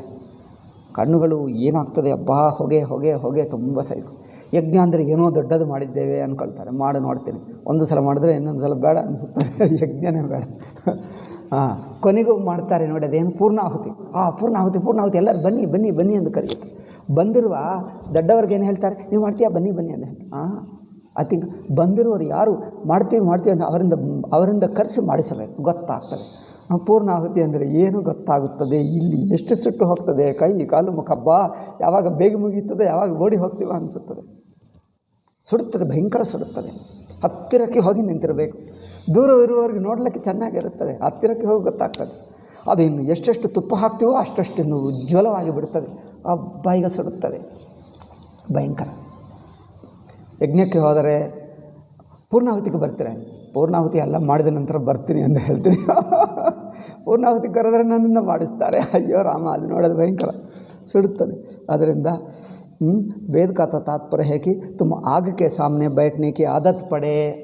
ಆ ಅಗ್ನಿ ಜೊತೆಗೆ ಕುಳಿತುಕೊಂಡು ಆ ಬೆಂಕಿಯನ್ನು ಸಹಿಸುವ ಅಭ್ಯಾಸವಾಗಲಿ. ಒಂದು ಕಡೆ ಏನು ಯಜ್ಞ ಮಾಡಿಸಿದ್ದಾರೆ, ಮಂದಿರ ಪ್ರತಿಷ್ಠಾ, ದೊಡ್ಡ ಯಜ್ಞ. ಎಷ್ಟು ದೊಡ್ಡ, ಅದೇನು ಯಜ್ಞಶಾಲ ಅಲ್ಲ, ಅಗ್ನಿ ಮಂಟಪ. ಎಷ್ಟು ದೊಡ್ಡ ಅಂದರೆ ನಿಮ್ಮ 2 ಚಾಪೆಗಳು ಸೇರಿಸಿದ್ದಕ್ಕಿಂತ ದೊಡ್ಡದು, 3 ಚಾಪೆಗಳಷ್ಟು ದೊಡ್ಡದು ಮಾಡಿದ್ದಾರೆ. ಅದು ಪೂರ್ತಿ ಇಷ್ಟು ಎತ್ತರ, ಅದೇನು ಜ್ವಾಲ ಬರುತ್ತಾ ಇದೆ. ನನ್ನನ್ನು ಒಳಗೆ ಬನ್ನಿ ಅಂದರು. ಅಲ್ಲಿ ಬಂದರೆ ಬಾಗಿಲು ಹತ್ತಿರನೇ ಸುಡುತ್ತಾ ಇದೆ. ಅಲ್ಲಿ ಬಂದು ಕೂರಿಸಿದ್ದಾರೆ ಪಕ್ಕಕ್ಕೆ. ಅವರೆಲ್ಲ ಅಯ್ಯೋ ಸ್ವಾಮಿಗಳು ಕುಳಿತಿದ್ದಾರೆ ಎಂದು ಅವರಲ್ಲಿ ದೂರವಾಗಿ ಕೂತಿದ್ದರು. ಹೌದು, ನಿಮ್ಗೆ ಹತ್ತಿರಕ್ಕೆ ಬಂದರೆ ಗೊತ್ತಾಗ್ತಿತ್ತು. ಈಗ ನಾನು ಸ್ವಲ್ಪ ಹೊತ್ತೋಗಿ ಹೋಗೋಣ ಅಂದರೆ ಅಲ್ಲೆಲ್ಲ ಇರಿ ಸ್ವಾಮೀಜಿ ಅಂತ. ಅಯ್ಯೋ ಇದ್ದರೆ ನಾನು ಬೇಡ ಅಂದರೆ ಅವರು ಅಲ್ಲೇ ಕೂರಿಸ್ತಾರೆ. ಅದು ನೋಡಿ ಇಷ್ಟು ಎತ್ತರ ಜ್ವಾಲ ಬರುತ್ತಾ ಇದೆ, ಅದು ಅಲ್ಲಿ ರೂಮೆಲ್ಲ ಸುಡುತ್ತಾ ಇದೆ, ಆ ಬಾಗಿಲಿಗೆ ಸುಡುತ್ತಾ ಇದೆ. ಅಲ್ಲಿ ಒಳಗೆ ಬಂದು ಹೇಗೆ ಕೂತಿರಬೇಕು? ಏನೋ ಸ್ವಲ್ಪ ಹೊತ್ತು ಕೂತಿದ್ದೆ ಸಾಕು ಎಂದು. ಅಲ್ಲಲ್ಲ, ಇನ್ನು ಕುರ್ಚಿ ಹಾಕ್ತೀವಿ, ಯಾವುದು ಹಾಕಿದ್ದರಲ್ಲಿ ಕುಳಿತಿರೋಕ್ಕಾಗಲ್ಲ. ಅದು ಎಷ್ಟು ಬಿಸಿ ಇದೆ ನೋಡಿ. ಮಂದಿರ ಪ್ರತಿಷ್ಠಕ್ಕೆ ಹೋದರೆ ಇಂಥದ್ದು ಮಾಡಿಸ್ತಾರೆ. ಮಂದಿರ ಪ್ರತಿಷ್ಠಾ ಮೇಲಕ್ಕೆ ಹತ್ತಿಸ್ತಾರೆ ಅಲ್ಲವೇ? ಮೇಲಕ್ಕೂ ಅದೇನು ಗೋಪುರಕ್ಕೆ ಹೋಗಬೇಕೇ? ಅಲ್ಲಿ ಮಾಡುವುದೇನೆಂದರೆ ಹತ್ತುವಕ್ಕೆ ಅದು ಸರಿಯಾಗಿ ಕಟ್ಟಲ್ಲ, ತಾತ್ಕಾಲಿಕವಲ್ಲವೇ, ಒಂದು ದಿವಸಕ್ಕೋಸ್ಕರ ಎಂದು ಏನೇನೋ ಕಟ್ಟಿಬಿಡ್ತಾರೆ ಪರ್ಮನೆಂಟ್ ಆದರೆ ಸಿಮೆಂಟ್ ಮಾಡ್ತೀವಿ, ಏನೋ ಮೇಲೆ ಒಂದೇ ದಿವಸನೇ. ಆ ಒಂದು ದಿವಸಕ್ಕಾದರೂ 5 ನಿಮಿಷಕ್ಕಾದರೂ ಹತ್ತಬೇಕಲ್ಲವೇ? ಅದು ನೋಡಿ ಜನರ ವಿವೇಕವೇ ಇಲ್ಲ. ಅದು ಒಂದು ದಿವಸ ಆದರೂ ಇಷ್ಟು ದಿವಸ ಇರುವಂತೆ ಪರ್ಮನೆಂಟಾಗಿ ಕಟ್ಟಬೇಕು, ಗಟ್ಟಿಯಾಗಿರಬೇಕು. ಒಂದು ದಿವಸಕ್ಕೆ ಏನೂ ಕಟ್ತಾರೆ. ಈಗ ಅಷ್ಟೇ, ಈಗ ಹೋಗುವುದಾದರೆ 4-6 ಜನರೇ ಅಲ್ಲವೇ ಅಂತ ಹೇಳ್ತಾರೆ. 5 ಜನರೇ, ಹೆಚ್ಚೇನು ಹತ್ತಲ್ಲ. ಆ್ಯಂಡ್ 5 ಜನರೆಂದು ಕಟ್ಟುವವನು ಊಹಿಸ್ಕೊಳ್ತಾನೆ. ಕಟ್ಟಿದ ನಂತರ ಹತ್ತುವಾಗ 20-30 ಜನರು ನಾನು ಮುಂಚೆ ಎಂದು ಬೇಡ ಹೇಳಿದ್ರು ಮೊದಲು ಹೋಗಿ ಅಲ್ಲಿ ಕೂತಿರ್ತಾರೆ. ನಾವು ಹೋಗುವುದಕ್ಕೆ ಜಾಗ ಬಿಡಲ್ಲ, ಅವರೇ ಹೋಗಿ ಅಲ್ಲಿ ನಿಂತಿರ್ತಾರೆ. ಈಗ ಎಲ್ಲರೂ ಒಟ್ಟಿಗೆ ಅಲ್ಲಿದ್ದರೆ ಏನಾಗಬೇಕು ನೋಡಿದ್ದೀರಾ? ಎಷ್ಟೋ ಮಂದಿರಗಳಲ್ಲಿ ಆ ಹತ್ತುವಾಗಲೇ ಬೀಳುತ್ತದೆ. ಇವರ ನೀರು ಇವನು ಕೈಯಲ್ಲಿ ಕಲಶ ಸಮೇತ ಕೆಳಗೆ ಬಿದ್ದರು. ಎಷ್ಟೋ ಜನರಿಗೆ ಕೈ ಕಾಲು ಹೋಯಿತು, ಆಸ್ಪತ್ರೆ ಆದರೂ ಕೆಲವರು ಬದುಕಿದ್ದಾರೆ, ಕೆಲವರು ಹೋಗಿದ್ದು ಖಾತೆ ಕೇಳಲಿಲ್ಲ. ಬಟ್ ಆಯಿತು, ಅವರು ಕಟ್ಟುವವನು ಯೋಚನೆ ಮಾಡಲ್ಲ. ಇವರಿಗೆ 4-5 ಜನರೆಂದು ಊಹಿಸ್ಕೊಳ್ತಾನೆ. ಆ ಮಿಕ್ಕ ಜನರು ಬೇಡ ಎಂದು ನಾವು ಹೇಳ್ತೀವಿ ಎಂದು ನಿಮಗೆ ಹೇಳೋಕ್ಕಾಗ್ತದೆ? ನೀವು ಹೇಳಿದರೆ ಅವ್ರು ಕೇಳ್ತಾರೆ. ಆದ್ದರಿಂದ ಮೊದಲೇ ಅದು ನೋಡಿಕೊಂಡು ಕಟ್ಟು. ಇಲ್ಲದಿದ್ದರೆ ಅದು ಮೇಲೆಗೆ ಹೋದರೆ ನೀವು ಕೆಳಗೆ ಬರ್ತೀರಿ ಅಲ್ಲ? ನೀವು ಹತ್ತುವಕ್ಕೆ ಮೇಲೆ ಹೋಗ್ಬೇಕು, ನೀವು ಹೊರ್ತೀರಿ, ಅದು ಕೆಳಗೆ ಬರ್ತದೆ ಅಲ್ಲ? ಹಾಗೆ ಆಗಿಬಿಡ್ತದೆ. ಆದ್ದರಿಂದ ಸಬೇರೆ ನಹಾನೆ ಕಿ ಆದತ್ ಪಡೆ, ಪ್ರೊದ್ದುನ ಅಂದರೆ ಬೆಳಗ್ಗೆ ಎದ್ದು ಸ್ನಾನ ಮಾಡುವ ಅಭ್ಯಾಸ ಆಗಬೇಕು. ಆ ಬಿಸಿ ಆ ಬೆಂಕಿ ಹತ್ತಿರ ಕೂತಿರುವಂಥ ಅಭ್ಯಾಸ ಆಗಬೇಕು. ಅದು ಅಭ್ಯಾಸ ಆಗಿಬಿಟ್ರೆ ಅದೊಂದು ಸಹನಶೀಲತೆ ಆಗುತ್ತದೆ. ಯಜ್ಞ ಮಾಡುವುದಂದರೆ ಏನೋ ಉತ್ಸಾಹ, ಆನಂದ. ಸಿನಿಮಾದಲ್ಲಿ ನೋಡಿದ ಹಾಗೆ ಅಂದ್ಕೊಳ್ತಾರೆ. ಸಿನಿಮಾದಲ್ಲಿ ತೋರಿಸುವುದಕ್ಕೆ ಎಲ್ಲ ಆನಂದವಾಗಿ ತೋರಿಸ್ತಾರೆ. ನಿಜವಾಗಿ ಮಾಡುವುದಾದರೆ ಗೊತ್ತಾಗ್ತದೆ ಅದರಲ್ಲಿ ಆನಂದವೇನಿಲ್ಲ, ನರಕವೇ ಹೆಚ್ಚಿದೆ, ದುಃಖವೇ ಹೆಚ್ಚಿದೆ. ತುಮಾರೆ ಅಂದರೆ ತಿತಿಕ್ಷಾ ಆವೆ, ತಪ ಆವೆ. ಅದರಲ್ಲಿ ತಿತಿಕ್ಷಾ ಅಂದರೆ ಸಹನಶೀಲತೆ ಬರುತ್ತದೆ, ತಪಸ್ಸು ಆಗುತ್ತದೆ, ಮತ್ತು ತ್ಯಾಗವೂ ಆಗುತ್ತದೆ, ದಾನ ಬುದ್ಧಿ ಬರುತ್ತದೆ, ವ್ರತ ಬುದ್ಧಿ. ಯಜ್ಞದಲ್ಲಿ ವ್ರತ ಇದೆ, ದಾನ ಇದೆ, ತ್ಯಾಗ ಇದೆ, ತಪಸ್ಸು ಇದೆ, ಶಿಸ್ತು ಇದೆ, ಭಕ್ತಿ ಇದೆ, ಶ್ರದ್ಧೆ ಇದೆ. ಇವೆಲ್ಲ ಗುಣಗಳು ಒಂದು ಯಜ್ಞದಲ್ಲಿ ಬರುತ್ತವೆ. ಇವೆಲ್ಲ ಬರಬೇಕು. ಅದಕ್ಕೋಸ್ಕರ ಯಜ್ಞ ನೆಪದಿಂದ ಈ ಗುಣಗಳನ್ನೆಲ್ಲ ಅಭ್ಯಾಸ ಮಾಡಿಸ್ತದೆ. ಅಚ್ಚಿ ಆದತೆ ಆವೆ, ಅದು ಒಳ್ಳೆಯ ಅಭ್ಯಾಸಗಳು. ತಪ್ ಆವೆ ಆಯ್ತಲ್ಲ. तुम्हारे जीवन में आवे, यह कहो कि स्वर्ग मिलता ही नहीं है, सो नहीं मिलता भी है. ಅಂದರೆ ಹಾಗಾದರೆ ಮತ್ತೆ ಮರಿ ಇದು ಮಾಡಿದ್ದರೆ ನಿಮಗೆ ಸ್ವರ್ಗ ಸಿಗ್ತದೆ ಎಂದು ಶಾಸ್ತ್ರ ಹೇಳ್ತದಲ್ಲ, ನಿಜವಾಗಿ ಸಿಗಲ್ಲವೇನೋ ಅಂದರೆ ಹಾಗಲ್ಲ, ಸಿಗ್ತದೆ. ಈಗ ಸ್ವರ್ಗ ಬೇಕಂದರೆ ನಿಜವಾಗೇ ಸಿಗ್ತದೆ. ಆದರೆ ಸ್ವರ್ಗ ನೆಪದಿಂದ ಇದು ಜೈಸೆ ಮೈ ಕಭಿ ಲಡ್ಡು ಬಿ ದೇತಿ ಹೈ ವೈಸೆ ಸ್ವರ್ಗಾದಿ भी मिलते हैं, परंतु बालकों को संसारी जीवों को मिलते हैं जो कि बिना भय के कोई काम करना पसंद नहीं करते. ಭಯ ತೋರಿಸುವವರೆಗೂ ಭಯ ಅಥವಾ ಆಕರ್ಷಣ ಇಲ್ಲದಿದ್ದರೆ ಯಾರೂ ಕೆಲಸ ಮಾಡಲ್ಲ. ಬಿನಾ ಲೋಭಕ್ಕೆ ಕೋಯಿ ಕಾಮ್ ಕರ್ನಾ ಪಸಂದ್ ನಹಿ ಕರ್ತೆ. ಓಟು ಹಾಕು ಅವರು ಬಂದು 10 ಸಲ 100 ಸಲ ಹೇಳಿದರೆ ಯಾರಾದರೂ ಹೋಗ್ತಾರಾ? ಓಟು ಹಾಕಿದರೆ ನಮಗೇನು ಬರುತ್ತದೆ ಅನ್ನೋದು. ಏನಾದರೂ ಹಣ ಕೊಟ್ಟರೆ ಹಾಕ್ತಾರೆ. ಜನರಿಗೆ ಏನೋ ಆಕರ್ಷಣೆ ತೋರಿಸಬೇಕು, ಸುಮ್ಮನೆ ಯಾರೂ ಹಾಕಲ್ಲ. ಇದು ನಮ್ಮ ಧರ್ಮ ಎಂದು. ಧರ್ಮ ಬುದ್ಧಿ ಯಾರಿಗಿದೆ? ಧರ್ಮಕ್ಕೋಸ್ಕರ ಮಾಡುವವರು ಯಾರೋ 1000ರಲ್ಲಿ ಒಬ್ಬರು. ಧರ್ಮ ಬುದ್ಧಿಯಿಂದ ಮಾಡುವವರು ತುಂಬ ಕಡಿಮೆ. ಹೆದರಿಕೆಯಿಂದ ಅಥವಾ ಆಕರ್ಷಣದಿಂದಲೇ ಕೆಲಸ ಮಾಡ್ತಾರೆ ಅಲ್ಲವೇ? ಅವರನ್ನು ನೋಡಿಕೊಂಡೇ ವೇದ ಹೇಳ್ತದೆ ನೋಡಿ. ಆದ್ದರಿಂದ ದೇಖೋ ಜಬ್ ತಕ್ ಮನುಷ್ಯ ಕೆ ಅಂದರ್ ಭಯ ಹೈ, ಲೋಭ ಕಿ ವೃತ್ತಿ ಹೈ, ಭಯವಿರುತ್ತದೋ ಲೋಭ, ಲೋಭ ಅಂದರೆ ಆಸಕ್ತಿ ಇರುತ್ತದೋ ಆಶೆ, तब तक उनको थोड़ा डरा कर थोड़ा ललचा कर अच्छे रास्ते पर ले चलना पड़ता है. ಮನುಷ್ಯನಿಗೆ ಸ್ವಲ್ಪ ಹೆದರಿಸಿ ಒಳ್ಳೆಯ ಕೆಲಸ ಮಾಡಿಸಬೇಕು, ತಪ್ಪು ಕೆಲಸ ಬಿಡಿಸಬೇಕು. ಹೆದರಿಸಿ ತಪ್ಪು ಕೆಲಸ ಬಿಡಿಸಬೇಕು, ಏನು ಆಕರ್ಷಣೆ ತೋರಿಸಿ ಒಳ್ಳೆಯ ಕೆಲಸ ಮಾಡಿಸಬೇಕು. ಏನು ಯಾವವರೆಗೂ ಒಂದು ಆಸೆ ಇರುತ್ತದೋ ಆಕರ್ಷಣೆ ಮಾಡಿಸೋಕ್ಕಾಗ್ತದೆ, ಸ್ವಲ್ಪ ಹೆದರಿಕೆ ಇರುತ್ತದೋ ಆವಾಗ ಹೆದರಿಸೋಕ್ಕಾಗ್ತದೆ. ಯಾರಿಗೆ ಹೆದರಿಕೆ ಇಲ್ಲ, ಆಕರ್ಷಣೆ ಇಲ್ಲ. ನಿಮಗೆ ಹಣ ಕೊಡ್ತೀವಿ ಅಂದರೆ ನಮಗೆ ಹಣ ಬೇಡ. ಇದು ಮಾಡಪ್ಪ ನಿಮಗೆ ಒಳ್ಳೆಯ ಕೀರ್ತಿ ಬರ್ತದೆ, ಕೀರ್ತಿ ನಮಗೆ ಬೇಡ. ಕೆಟ್ಟ ಹೆಸರು ಬರುತ್ತದೆ, ಬರಲಿ ನಮಗೆ ಯಾಕೆ. ಕೆಟ್ಟ ಹೆಸರಿಗೆ ಯಾರು ಹೆದರಲ್ಲವೋ ಅವ್ರಿಗೆ ಏನು ಹೆದರಿಕೆ ಮಾಡೋಕ್ಕಾಗ್ತದೆ. ಜನರೆಲ್ಲ ನಿನ್ನನ್ನು ತಪ್ಪಾಗಿ ತಿಳ್ಕೊಳ್ತಾರಪ್ಪ ಅಂದರೆ ತಿಳ್ಕೊಳ್ಳಲಿ, ನನ್ನ ಹೆಸರು ಟಿ ವಿಗೆ ಹಾಕ್ಕೊಂಡರೆ ತೋರಿಸ್ಕೊಳ್ಳಲಿ ನಾನು ಕಳ್ಳ ಎಂದು, ನನಗೇನು ಭಯವಿಲ್ಲ. ಏನು ಮಾಡೋಕ್ಕಾಗ್ತದೆ? ಭಯವೇ ಇಲ್ಲದವನಿಗೇನು ಮಾಡೋಕ್ಕಾಗ್ತದೆ? ಭಯವಿಲ್ಲದವರು, ನಾಚಿಕೆ ಇಲ್ಲದವರು ಗುಂಡಾಗಳಾಗ್ತಾರೆ. ಅವರಿಂದ ಭಯಂಕರ ಫೆಲ್ಲೋಸ್. ಭಯ ಇಲ್ಲ, ನಾಚಿಕೆ ಇಲ್ಲ, ಆಸೆ ಇಲ್ಲ, ಯಾವುದಕ್ಕೆ ಹೆದರಲ್ಲ. ಆಸೆ ನನಗೇನು ಬೇಡ, ಇದೇನಪ್ಪ ನಾನು ಹೀಗೆ ಮಾಡ್ತೀನಿ. ಆಸೆ ಇಲ್ಲ, ಭಯ ಇಲ್ಲ, ಹೆದರಿಕೆ ಇಲ್ಲ. ಅದೇ ಹೆದರಿಕೆ ಇಲ್ಲ, ನಾಚಿಕೆ ಇಲ್ಲ, ಅಂಥವ್ರಿಗೆ ಏನು ಮಾಡೋಕ್ಕಾಗ್ತದೆ? ಅತ್ಯಂತ ಲೌಕಿಕರು, ಪರಮ ಲೌಕಿಕರಿಗೆ ಈ ಆಸೆ, ಭಯ, ನಾಚಿಕೆ ಇವುಗಳಿಂದಲೇ ಒಳ್ಳೆಯ ಕೆಲಸ ಮಾಡಿಸಿ ತಪ್ಪು ಕೆಲಸ ಬಿಡಿಸೋಕ್ಕಾಗ್ತದೆ. ಈ ಗುಣಗಳಿಲ್ಲದವನು ಗುಂಡಾಗಿ ಬಿಡ್ತಾನೆ. ಭಯಂಕರ ಗುಣ. ಗುಂಡಾಕಿ ಗುಂಡದಲ್ಲೇ ಒಂದು ಆನಂದ. ನೀವೇನು ಮಾಡ್ತೀರಿ? ಏನಪ್ಪ ನೀವು ಒಳ್ಳೇದು ಮಾಡಿ ನಿಮಗೆ ಹಣ ಕೊಡ್ತೀನಿ ಅಂದರೆ, ಹಣ ಕೊಟ್ಟರೆ ಕೊಡು, ನಾನು ಮಾತ್ರ ಬಿಡಲ್ಲ, ಕಳ್ಳತನ ಮಾತ್ರ ಬಿಡಲ್ಲ. ಏಕೆ? ಅದರಲ್ಲಿ ಒಂದು ಕಿಕ್ ಬರುತ್ತದೆ. ಜನರನ್ನು ಹೆದರಿಸಿ ತೊಂದರೆ ಕೊಟ್ಟು.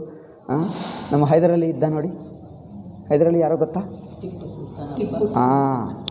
ಹೈದರಾಲಿ ಅಲ್ಲಿಂದ ಬರ್ತಾ ಇದ್ದರೆ 5 ಕಿಲೋಮೀಟ್ರ್ 10 ಕಿಲೋಮೀಟ್ರ್ ದೂರದಲ್ಲಿದ್ದಾನೆ, ಬರ್ತಾ ಇದ್ದಾನೆಂದರೆ ಸಾಕು, ಇಲ್ಲಿ ಗ್ರಾಮೀಣ ಜನರು ಹೆದರ್ಕೊಳ್ಳಬೇಕು.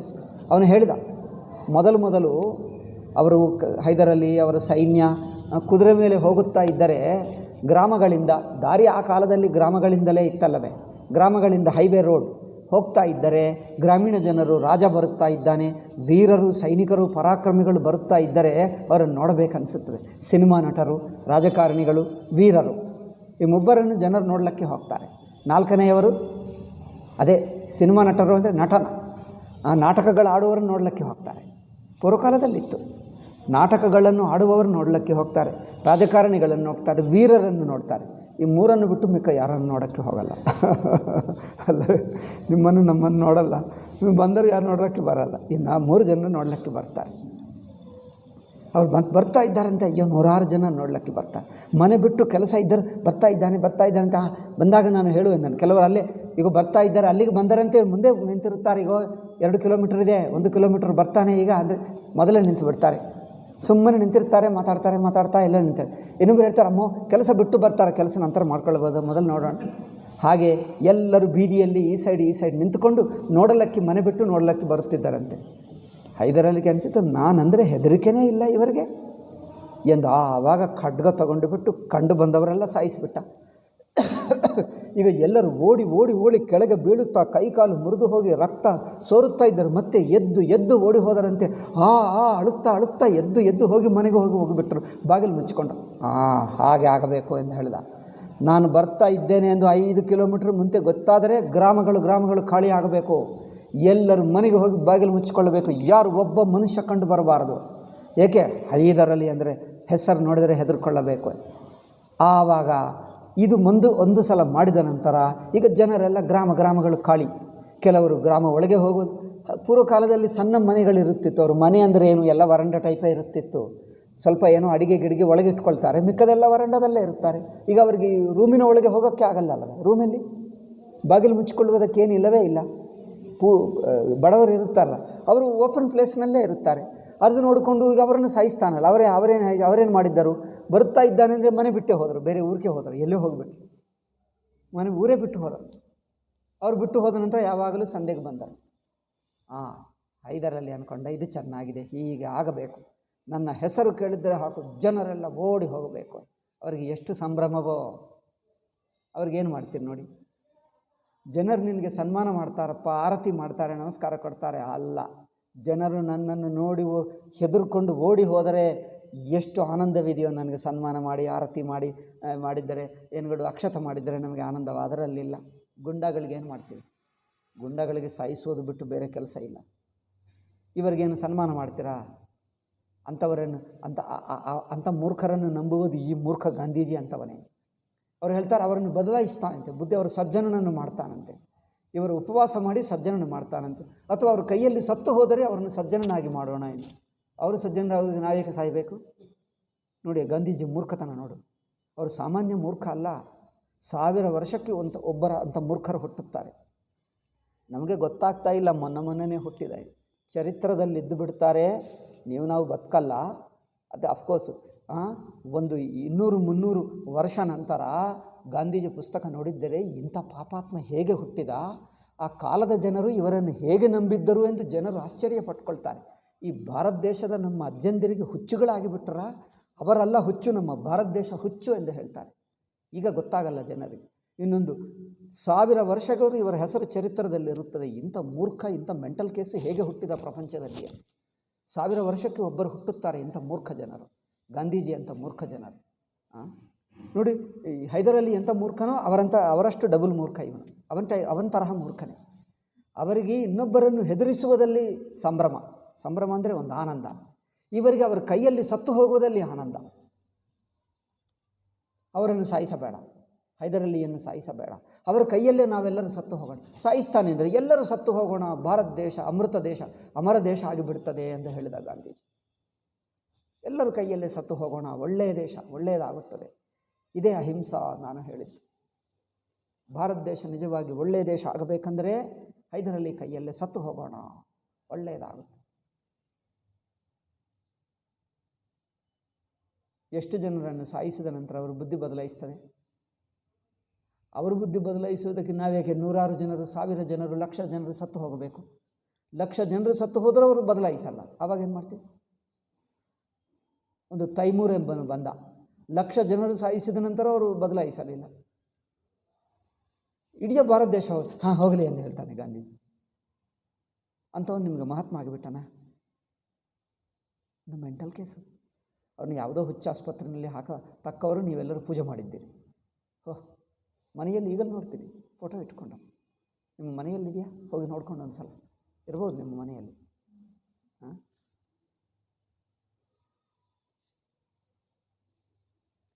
ನಮ್ಮ ಭಾರತ ದೇಶದಲ್ಲಿ ಜ್ಯೋತಿಷ್ಯ ಇದೆ, ಅನೇಕ ವಿದ್ಯೆಗಳಿವೆ, ಹಸ್ತ ಸಾಮುದ್ರಿಕ ಇದೆ, ಅಂಗ ಸಾಮುದ್ರಿಕ ಇದೆ. ಯಾರೂ ನೋಡಿ ಹೇಳಲಿಲ್ಲ ಇವನು ಹುಚ್ಚು ಎಂದು. ಹಸ್ತ ಸಾಮುದ್ರಿಕ ಇದೆ ಭಾರತ ದೇಶದಲ್ಲಿ. ಈಗಲೂ ಅವರು ಹುಟ್ಟಿದ ಟೈಮು, ಡೇಟು ಎಲ್ಲ ಇದೆ. ಈಗಾದರೆ ಜ್ಯೋತಿಷ್ಯರು ಹೇಳಬಹುದು ಅವರು ಏನು ಬುದ್ಧಿ ಏನು ಎಂದು, ಅವ್ರ ಬುದ್ಧಿ ಏನು ಹೇಗಿರುತ್ತದೆ ಎಂದು. ಕುತರ್ಕ ಮಾಡುತ್ತಾನೆ ಎನ್ನುವುದು ಮಾತ್ರ ನಾನು ಹೇಳ್ತೀನಿ.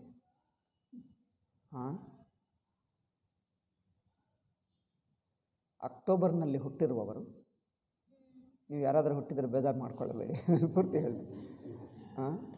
ಸೆಪ್ಟೆಂಬರ್ 20ನಿಂದ ಅಕ್ಟೋಬರ್ 20ಕ್ಕೆ, ಸೆಪ್ಟೆಂಬರ್ 20ನಿಂದ ಅಕ್ಟೋಬರ್ 20ವರೆಗೂ ಹುಟ್ಟಿದರೆ ಅದೇನು ಹೇಳ್ತಾರೆ? ತುಲಾ ರಾಶಿ ಹೇಳ್ತಾರೆ. ತುಲಾದಲ್ಲಿ ಏನು ಹೇಳ್ತದೆ?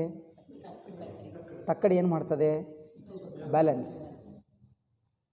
ಬ್ಯಾಲೆನ್ಸ್ ಅಂದರೆ ಏನು? ನೀವು ಯಾವುದೇ ಒಂದು ಮಾತು ಹೇಳು, ಅವ್ರು ಉಲ್ಟಾ ಮಾತಾಡ್ತಾರೆ. ನೀವು ಬೇಕಾದರೆ ನೋಡಿ, ನೀವು ಒಂದು ಮಾತಾಡಿದರೆ ಅದು ಚೆನ್ನಾಗಿದೆ ಅಂದರೆ ಅಷ್ಟು ಚೆನ್ನಾಗಿ ಹೇಳಿಲ್ಲ, ಅಷ್ಟು ಚೆನ್ನಾಗಿಲ್ಲ ಅಂತ ಹೇಳ್ತಾನೆ.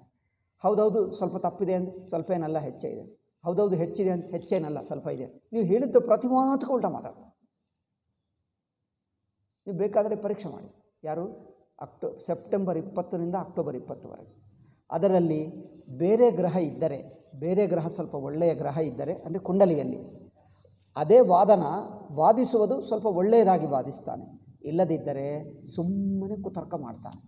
ಗಾಂಧೀಜಿ ಯಾರು ಮಾತಾದರೂ ಒಪ್ಪಿಕೊಂಡನ ಅವ್ರ ಪುಸ್ತಕಗಳು ನೋಡಿ, ಪ್ರತಿಯೊಂದಕ್ಕೂ ಉಲ್ಟಾ ತಿಲ್ಟಾನೇ ಮಾತಾಡ್ತಾನೆ. ಸರ್ದಾರ್ ಪಟೇಲ್ ಒಂದು ಸಲ ಜೈಲಿನಲ್ಲಿರುವಾಗ, ಸರ್ದಾರ್ ಪಟೇಲು ಆತ್ಮಕಥಾ ಅಲ್ಲ, ಏನು ಹೇಳ್ತಾರೆ, ಜೀವನ ಚರಿತ್ರೆ, ಬಯೋಗ್ರಫಿಕ್ ಜೀವನ ಚರಿತ್ರೆ ಹೇಳ್ತಾರೆ. ಅದು ಓದ್ತಾ ಇದ್ದೀನಿ. ಭಾರತೀಯ ವಿದ್ಯಾಭವನವರು ಪ್ರಿಂಟ್ ಮಾಡಿದ್ದಾರೆ, ಇಂಡಾಮಿಟಬಲ್ ಸರ್ದಾರ್ ಒಂದು ಪುಸ್ತಕ. ಅದು ಓದಿದೆ 2 ಸಲ ಆಯಿತು. ಆಗಾಗ ಓದ್ತೀನಿ, ಮತ್ತೆ ಏನಾದರೂ ಅನಿಸಿದ್ದಾಗ. ಇಷ್ಟೇ ಸಣ್ಣ ಪುಸ್ತಕ ಇದೆ, ಓದ್ತೀನಿ. ಆ ಜೈಲಿನಲ್ಲಿರುವಾಗ ಯಾವುದೇ ಒಂದು ಹೇಳುವುದಕ್ಕೆ ಉಲ್ಟಾ ಮಾತಾಡ್ತಾನೆ. ಇದು ಮಾತಾಡಿದರೆ ಉಲ್ಟಾ, ಪ್ರತಿಯೊಂದಕ್ಕೆ ಉಲ್ಟಾ ಮಾತಾಡ್ತಾನೆ ಹೊರತು ನೇರಾಗಿ ಒಪ್ಪುವುದೇ ಅಲ್ಲ. ಹೇಳಿದ ಹಾಗೆ ಯಾವಾಗಲೂ ಒಪ್ಪಲ್ಲ, ಪ್ರತಿಯೊಂದಕ್ಕೆ ಉಲ್ಟಾ ಮಾತಾಡ್ತಾನೆ. ಸರ್ದಾರ್ ಹೇಳ್ತಾನೆ, ನಿಮ್ಮಿಂದ ನೀವು ಯಾರು ಹೇಳಿದ್ದರೆ ಯಾವ ಮಾತಾದರೂ ಒಂದು ದಿವಸ ಆದರೂ ಒಪ್ತೀವಾ? ಯಾರಿಂದಾದರೂ ನೀವು ಒಪ್ಪಿಸೋಕ್ಕಾಗ್ತದ? ಪ್ರತಿಯೊಂದಕ್ಕೆ ನೀವು ಉಲ್ಟಾ ಮಾತಾಡುವುದೇ ನಿನಗೆ ಬರುತ್ತದೆ ಎಂದು ಹೇಳಿದರೆ ಅವ್ರು ನಗುತ್ತಾನೆ. ಮತ್ತು ಅದಲ್ಲ ಇನ್ನು ಮತ್ತೆ ಹೇಳಿದೆ, ನನಗೆ ಗೊತ್ತು, ನಾನು ಹೇಳಿದೆ ಇದು ಒಪ್ಪಲ್ಲ, ಇದನ್ನು ಮತ್ತೆ ಏನೋ ತಿರುಚಿ ಉಲ್ಟಾ ಹೇಗೆ ಮಾತಾಡ್ತೀವಿ ಎಂದು ಗೊತ್ತು ನನಗೆ ಅಂತ ಹೇಳ್ದ. ಆವಾಗ ಗಾಂಧೀಜಿ ಎದ್ದು ಹೋದನಂತೆ, ಯಾರು ಆ ಜಾಗದಿಂದ ಎದ್ದು ಬೇರೆ ಕಡೆಗೆ ಹೋದನಂತೆ. ಸರ್ದಾರ್ ಪಟೇಲ್ ಹೇಳ್ತಾನೆ, ನೀವು ಯಾವುದು ಹೇಳಿದ್ದು ಉಲ್ಟಾ ತಿಲ್ಟಾನೇ ಮಾತಾಡುವುದು. ಅವ್ರಿಗೆ ಸೇವೆ ಮಾಡ್ತಾ ಇದ್ದಾನೆ. ಇಬ್ಬರು ಜೈಲಿನಲ್ಲಿ ಹಾಕಿದ್ದರು. ಗಾಂಧೀಜಿಗೆ ಸೇವೆ ಮಾಡುತ್ತಾ, ಅವರು ಸ್ವಲ್ಪ ಸೀನಿಯರು, ಇವರು ಜೂನಿಯರ್ ಅಲ್ಲ, ಅವ್ರಿಗೆ ಸೇವೆ ಮಾಡುತ್ತಾ ಈಗ ಇದು ಉಲ್ಟಾ ತಿಲ್ಟಾ ಮಾತಾಡೋದು, ಪ್ರತಿಯೊಂದಕ್ಕೂ ಉಲ್ಟಾ ಮಾತಾಡೋದು. ನಾನು ಅಂದ್ಕೊಂಡೆ, ಇವರು ಈ ಗಾಂಧೀಜಿಗೆ ಸ್ವಭಾವ ಏಕೆ ಬಂತು ಎಂದು ಯಾರು ಯೋಚನೆ ಮಾಡಲಿಲ್ಲ. ಯಾರೇ ಬಯೋಗ್ರಫಿ ಬರೆಯುವಾಗ ಸ್ವಲ್ಪ ಅವರು ಜ್ಯೋತಿಷ್ಯನೂ ನೋಡಬೇಕು. ಜ್ಯೋತಿಷ್ಯದಿಂದ ಕೆಲವು ಸ್ವಭಾವಗಳು ಗೊತ್ತಾಗ್ತವೆ. ಪ್ರತಿಯೊಂದು ರಾಶಿಯ ಪ್ರತಿಯೊಂದು ಸ್ವಭಾವ ಇರುತ್ತದೆ. ಮೇಷಕ್ಕೆ ಒಂದು ಬಗೆಯಾದ ಸ್ವಭಾವ ಇರುತ್ತದೆ, ವೃಷಭಕ್ಕೆ ಒಂದಿರುತ್ತದೆ, ಮಿಥುನಕ್ಕಿರುತ್ತದೆ, ಪ್ರತಿಯೊಂದಕ್ಕೆ. ಸಿಂಹಕ್ಕೆ ಸಿಂಹ ಹಾಗೆ ಸ್ವಭಾವ, ಕನ್ಯಾ ಮತ್ತು ತುಲಾ ಪ್ರತಿಯೊಂದಕ್ಕೆ ತನ್ನ ಇದೇನು ವೃಶ್ಚಿಕ ಅಂದರೆ ಏನು, ಚೇಲು ಸ್ವಭಾವ ಇರುತ್ತದೆ ನೋಡಿ. ಅವರು ಕೆಲಸ ಚೆನ್ನಾಗಿ ಮಾಡ್ತಾರೆ, ತುಂಬ ಕೆಲಸ ಮಾಡ್ತಾರೆ, ಮಾತಾಡುವುದು ಸರಿಯಾಗಿರುತ್ತದೆ.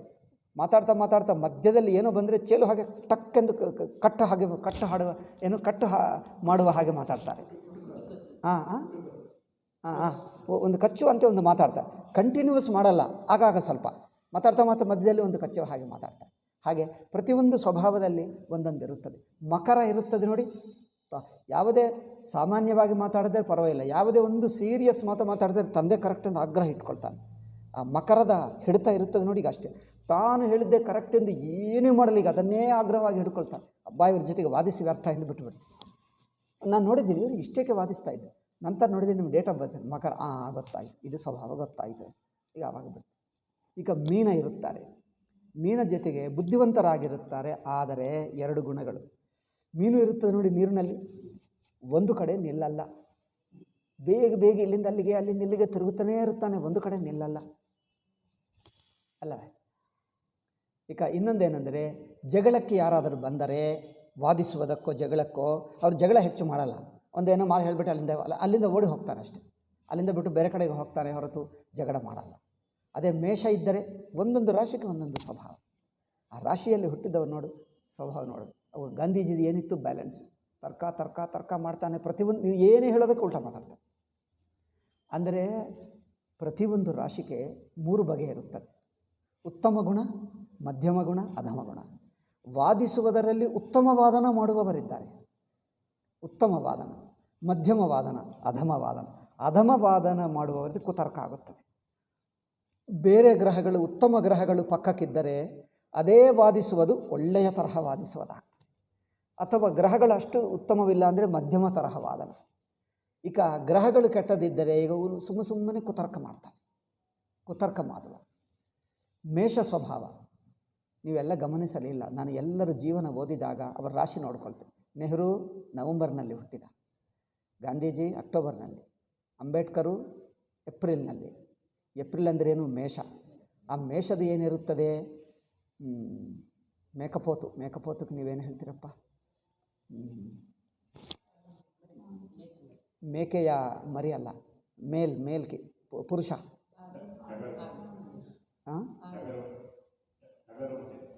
ಟಗರು ಆಡು ಹೇಳ್ತಾರೆ. ಆಯ್ತು, ಆಡು ಅದೇನು ಮಾಡ್ತದೆ? ಆ ಆಡು ನೋಡಿದ್ದೀರಾ? ಅದು ಸುಮ್ಮನೆ ಅಲ್ಲಿದ್ದರೆ ಸುಮ್ಮನೆ ಕೂತಿರಲ್ಲ. ಯಾರು ಅಲ್ಲಿಂದ ಕಂಡು ಬಂದರೆ ಸಾಕು ತಲೆ ಹೀಗೆ ಬರ್ತದೆ. ಏಕೆ? ಕುಸ್ತಿ ನೋಡಲಿಲ್ಲವ ನೀವು? ಅದು ನೋಡಿ, ಸುಮ್ಮನೆ ಕೂತು ಸಲ ಕುಸ್ತಿ ಇರ್ತದೆ. ಏನು ಅದೇನು ಕಂಬ ಕಂದು ಬಂದರೂ ಕಂಬಕ್ಕೆ ಹೊಡೆಯುತ್ತದೆ. ಅದು ಸ್ವಭಾವ. ಅಂದರೆ ರ್ಯಾಶ್ನೆಸ್ ಎಂದು ಅರ್ಥ. ರ್ಯಾಶ್ ಅಂತ ಇಂಗ್ಲೀಷ್ನಲ್ಲಿ ಹೇಳ್ತಾರೆ. ಸುಮ್ಮನೆ ಕುತರ್ಕ ಮಾಡುವುದು, ರ್ಯಾಶ್ ಆಗಿ ಮಾತಾಡೋದು, ಅತಿಯಾಗಿ ಮಾತಾಡೋದು. ಸುಮ್ಮನೆ ಅವರು ಸುಮ್ಮನೆ ಕೂತಿದ್ದರೂ ಹೋಗಿ ಜಗಳಕ್ಕೆ ಬರುವುದು. ಅವರ ಲೈಫೆಲ್ಲ ಜಗಳನೇ ಇತ್ತು. ಅಂಬೇಡ್ಕರ್ ಸುಮ್ಮನೆ ವಾದಿಸುವುದು, ಕುತರ್ಕ ಮಾಡುವುದು, ಒಳ್ಳೆಯ ಜನರನ್ನೆಲ್ಲ ಕೆಟ್ಟದಾಗಿ ಮಾತಾಡುವುದು, ಸಂಘರ್ಷ, ಲೈಫೆಲ್ಲ ಕುತರ್ಕ. ಇದು ಆಡು ಮಾಡ್ತದೆ ನೋಡಿ. ಆಡು ನೋಡಲಿಲ್ಲ, ಒಂದು ಸಲ ನೋಡಿ, ಜೋಪಾನವಾಗಿರಿ. ಗೊತ್ತಿರುವ ಜಾಗ ನಿಮ್ಮ ಮೇಲೆಗೆ ಬರ್ತದೆ ಅಷ್ಟೇ. ನೋಡಿದ್ದೀರಾ ಅದು? ಈಗ ಅದಕ್ಕೆ ಇದೇನು ಹೇಳ್ತಾರೆ? ಕೋಡುಗಳಿರುತ್ತದೆ. ಅದು ಬಂದರೆ ಸಾಕು, ಮನುಷ್ಯ ಕಣ್ಣು ಬಂದರೆ ಸಾಕು, ಈಗ ನಿಮ್ಮ ಮೇಲೆಗೆ ಬರುತ್ತದೆ. ನೀವೆಲ್ಲ ಕೈ ಇಟ್ಬಿಟ್ರೆ ನೀವು ಅಂದ್ಕೊಳ್ತೀರಿ ಕೈ ಇಟ್ಟರೆ ಬರಲ್ಲ, ಕೈ ಇಟ್ಟರೆ ಕೈ ಮೇಲೆ ಬರ್ತದೆ. ನೀವು ಓಡಿ ಹೋದರೆ ಇನ್ನೂ ಹೆಚ್ಚಾಗಿ ಬರ್ತದೆ, ನೀವು ಪಕ್ಕಕ್ಕೆ ಹೋದರೆ ಇನ್ನೂ ಮೇಲೆ ಬರ್ತದೆ. ಹಬ್ಬ ಇನ್ನು ತಪ್ಪಿಸುವುದೇ ಕಷ್ಟ. ಅದಕ್ಕೆ ತೋಚಲ್ಲ, ಸುಮ್ಮನೆ ಮಾಡ್ತಾನೆ ಇರೋದು. ಈ ಮುಖದಿಂದ ಅವ್ರೇನು ಮಾಡ್ತದೆ, ಅದು ಮಾಡೋದೇ ಇರ್ತದೆ. ಅದು ಕೆಲಸನೇ ಅದು, ಸುಮ್ಮನೆ. ಈಗ ಅದೇ ಅಂಬೇಡ್ಕರ್ ಬುದ್ಧಿ. ಯಾರು ಕಂಡು ಬಂದರೂ ಗೋಡೆ ಹೊಡೆಯುತ್ತದೆ, ಕಲ್ಲು ಕಂಡು ಬಂದರೆ ಕಲ್ಲು ಹೊಡೆಯುತ್ತದೆ. ಈಗ ಅದೇ ಲೈಫೆಲ್ಲ ಇದೆ, ಅದಕ್ಕೆ ಅರ್ಥವಿಲ್ಲ. ಅದರಿಂದ ಇದು ಅಂದರೆ ಇದೇ ಬುದ್ಧಿ. ಒಬ್ಬೊಬ್ಬ ಸ್ವಭಾವ ನೋಡಿ ಅದೇ ಬುದ್ಧಿ ಇರುತ್ತಾರೆ. ಈ ಸ್ವಭಾವಕ್ಕೆ ಅನುಗುಣವಾಗಿ ಅವರ ನಡತೆ, ಮಿಕ್ಕ ಗ್ರಹಗಳು ಇರುತ್ತವೆ. ಅದರಿಂದ ಅವರ ಕುಂಡಲಿ ನೋಡಿ ಯಾರಾದರೂ ನೋಡಬಹುದಿತ್ತು. ಯಾರು ನಮ್ಮ ಕುಂಡಲಿ ನೋಡಿದ್ರೆ, ನಮ್ಮ ಕುಂಡಲಿ ಬೇಡಪ್ಪ, ನಾವೇನಷ್ಟು ದೊಡ್ಡವರು ಅಲ್ಲ, ನಮ್ಮ ನೋಡತಕ್ಕವರು ಅಲ್ಲ. ಅದನ್ನು ಸ್ವಲ್ಪ ಗಾಂಧೀಜಿದು ನೋಡು, ಗೊತ್ತಾಗ್ತದೆ ನಿಮಗೆ. ಆ ಕುಂಡಲಿ ನೋಡು, ಅದರಲ್ಲಿ ಏನಿರುತ್ತದೆ, ಅವನಿಗೆ ಎಷ್ಟು ಹುಚ್ಚು ಗೊತ್ತಾಗ್ತದೆ. ಇಷ್ಟುವರೆಗೂ ನನಗೆ ಯಾರೂ ಹೇಳಲಿಲ್ಲ ಅವ್ರ ಹುಚ್ಚುತನ ಏನಿದೆ. ಗಾಂಧೀಜಿ ದೊಡ್ಡವರಿಂದ ಹೆದರ್ಕೊಂಡು ಅವ್ರನ್ನ ಮಹಿರೋನೇ ನೋಡಿ, ಇದು ನಿಮ್ಮ ಹುಚ್ಚು. ಯಾವುದೇ ಶಾಸ್ತ್ರ ಗೊತ್ತಿರುವವರು ಯಾರಕ್ಕೆ ಹೆದರ್ಕೊಳ್ಳಬಾರದು. ಇರುವ ಸ್ವಭಾವವೇನೋ ಯಥಾವತ್ತಾಗಿ ಹೇಳಬೇಕು. ಶಾಸ್ತ್ರಕಾರ ಎನ್ನುವುದು ಯಾರಿಗೆ ಹೆದರಬಾರದು, ರಾಜನಿಗೂ ಹೆದರಬಾರದು. ಇರುವ ಸತ್ಯವೇನೋ ಧೈರ್ಯದಿಂದ ಯಥಾವತ್ತಾಗಿ ಹೇಳಬೇಕು. ಅಂದರೆ ಸುಮ್ಮನೆ ಅವರನ್ನು ನೋಯಿಸುವುದಕ್ಕಲ್ಲ, ಸುಮ್ಮನೆ ಅವರನ್ನು ಅಕಾರಣವಾಗಿ ನಿಂದೆ ಮಾಡುವುದು ಅಲ್ಲ. ಶಾಸ್ತ್ರ ದೃಷ್ಟ್ಯ ಸತ್ಯ ಹೇಳುವಾಗ ಹೆದರಬಾರದು ಎಂದರ್ಥ ಅಷ್ಟೆ. ಅದರಿಂದ ಹೇಳಬಹುದಿತ್ತು, ಹೇಳಲಿಲ್ಲ. ಅವರದ್ದು ಒಂದು ತುಲಾ ಇದೆ, ಮತ್ತು ಅವರ ಲಗ್ನ ನೋಡಬೇಕು. ಇದು ತುಲಾ ಎಂಬುದು ಇಂಗ್ಲೀಷ್ ಡೇಟ್ಗೆ ಅನುಗುಣವಾಗಿ ಹೇಳಿದ್ದೇನೆ. ಅಂದರೆ ಸೂರ್ಯನ ಸ್ಥಾನ, ಚಂದ್ರನ ಸ್ಥಾನ ನೋಡಬೇಕು. ಅದು ನೋಡಿದ್ದರೆ ಎಲ್ಲರೂ ಒಂದು ಹೇಳಿದರೆ ತಾನೊಂದು ಉಲ್ಟಾ ಹೇಳ್ತಾನೆ. ಅದೊಂದು ಬುದ್ಧಿ. ಅಹಿಂಸಾ ಹೇಳ್ತಾನೆ. ಯಾರಾದರೂ ಮನೆ ಮೇಲೆ ದಾಳಿ ಮಾಡಿದ್ದರೆ ಆ ಮುಸಲ್ಮಾನ್ ಗುಂಡಾಗಳು ಅವರೇನು ಹೇಳ್ತಾನೆ, ನೀವು ಅವರೇನು ಹೇಳಿದ ಅಂದರೆ ಅವರು ಸಾಯಿಸಲಿ ಏನಾಗುತ್ತದೆ ಅಂತ ಹೇಳಿ. ಕೆಲವರು ಏನು ಮಾಡಿದ್ದರು, ಆಯಿತು ಅಂದರೆ ಇವರು ಓಡಿ ಹೋದರೆ ನೀವು ಓಡಿ ಹೋದಲ್ಲ, ನೀವು ಎದುರಿಸಬಹುದಿತ್ತು ಎಂದು. ಎದುರಿಸಿದ್ದರೆ ಏನಾಗುತ್ತದೆ, ಎದುರಿಸಿ ಸಾಯಿಸಿದ್ದರೆ ನೀವು ಎದುರಿಸಿ ಏಕೆ ಸಾಯಿಸಿದ್ದೀವಿ ಎಂದು ಹೇಳ್ತಾರೆ. ಅಂದರೆ ಪ್ರತಿಯೊಂದಕ್ಕೂ ಉಲ್ಟಾ ಮಾತಾಡ್ತಾನೆ. ಜನರು ಹೇಳಿದ್ದರು ನೀವು ಹೇಳುವುದರಿಂದಲೇ ಅವರನ್ನು ಸಾಯಿಸಬಾರದು ಎಂದು ಹೇಳುವುದರಿಂದ ಎಲ್ಲರೂ ಓಡಿ ಹೋಗಬೇಕಾಯಿತು ಅಂದರೆ ನಾನು ಓಡಿ ಹೋಗೋದು ಹೇಳಿದ್ದೀನ? ಪ್ರತಿಯೊಂದಕ್ಕೂ ತನ್ನದೇ ಉಲ್ಟಾ. ಅದೇ ಸರ್ದಾರ್ ಪಟೇಲ್ ಹೇಳಿದರೆ ನೀವು ಯಾರ ಮಾತು ಒಪ್ಪಲ್ಲ, ಪ್ರತಿಯೊಂದಕ್ಕೂ ತನ್ನದೇ ಕರೆಕ್ಟು. ತಾನು ಹಿಂದೆ ಹೇಳಿದ್ದೆ ಬದಲಾಯಿಸಿ ನಾನು ಹಾಗೆ ಹೇಳಲಿಲ್ಲ ಹೀಗೆ ಅಂತ ಹೇಳ್ತಾನೆ. ಪ್ರತಿಯೊಂದಕ್ಕೂ ತನ್ನದೇ ಸಮರ್ಥಿಸ್ಕೊಳ್ತಾನೆ, ಮತ್ತು ಇನ್ನೊಬ್ಬರದೇ ತಪ್ಪು ಹೇಳ್ತಾನೆ. ಅದರಿಂದ ಯಾರೂ ನಿನ್ನಿಂದ ಮಾತಾಡೋಕ್ಕಾಗಲ್ಲ, ಪ್ರತಿಯೊಂದಕ್ಕೂ ಉಲ್ಟಾನೇ ಮಾತಾಡೋದು ನಿನ್ನ ಬುದ್ಧಿಯನ್ನು ಸರ್ದಾರ್ ಪಟೇಲೇ ಹೇಳಿಬಿಟ್ಟ. ಎಲ್ಲಿ ಜೈಲಿನಲ್ಲಿರುವಾಗ ಹೇಳಿಬಿಟ್ಟು. ಅವಲ್ಲಿ ಯಾರೂ ಇಲ್ಲ, ಯಾವ ನ್ಯೂಸ್ ಪೇಪರ್ ಅವರಿಲ್ಲ, ಟಿ ವಿ ಆ ಕಾಲದಲ್ಲಿ ಇಲ್ಲವೇ ಇಲ್ಲ, ಯಾರೂ ಇಲ್ಲ. ಸುಮ್ಮನೆ ಅವ್ರ ಪಾಡಿಗೆ ಅವ್ರು ಮಾತಾಡ್ಕೊಳ್ತಾರೆ. ಯಾರೋ ಪಕ್ಕಕ್ಕೆ ನೋಡಿದ್ರೆ ಎಲ್ಲ ಬರೆದಿಟ್ಟರು, ಅದೆಲ್ಲ ಇದೆ. ಈಗ ಇದು ಬುದ್ಧಿ.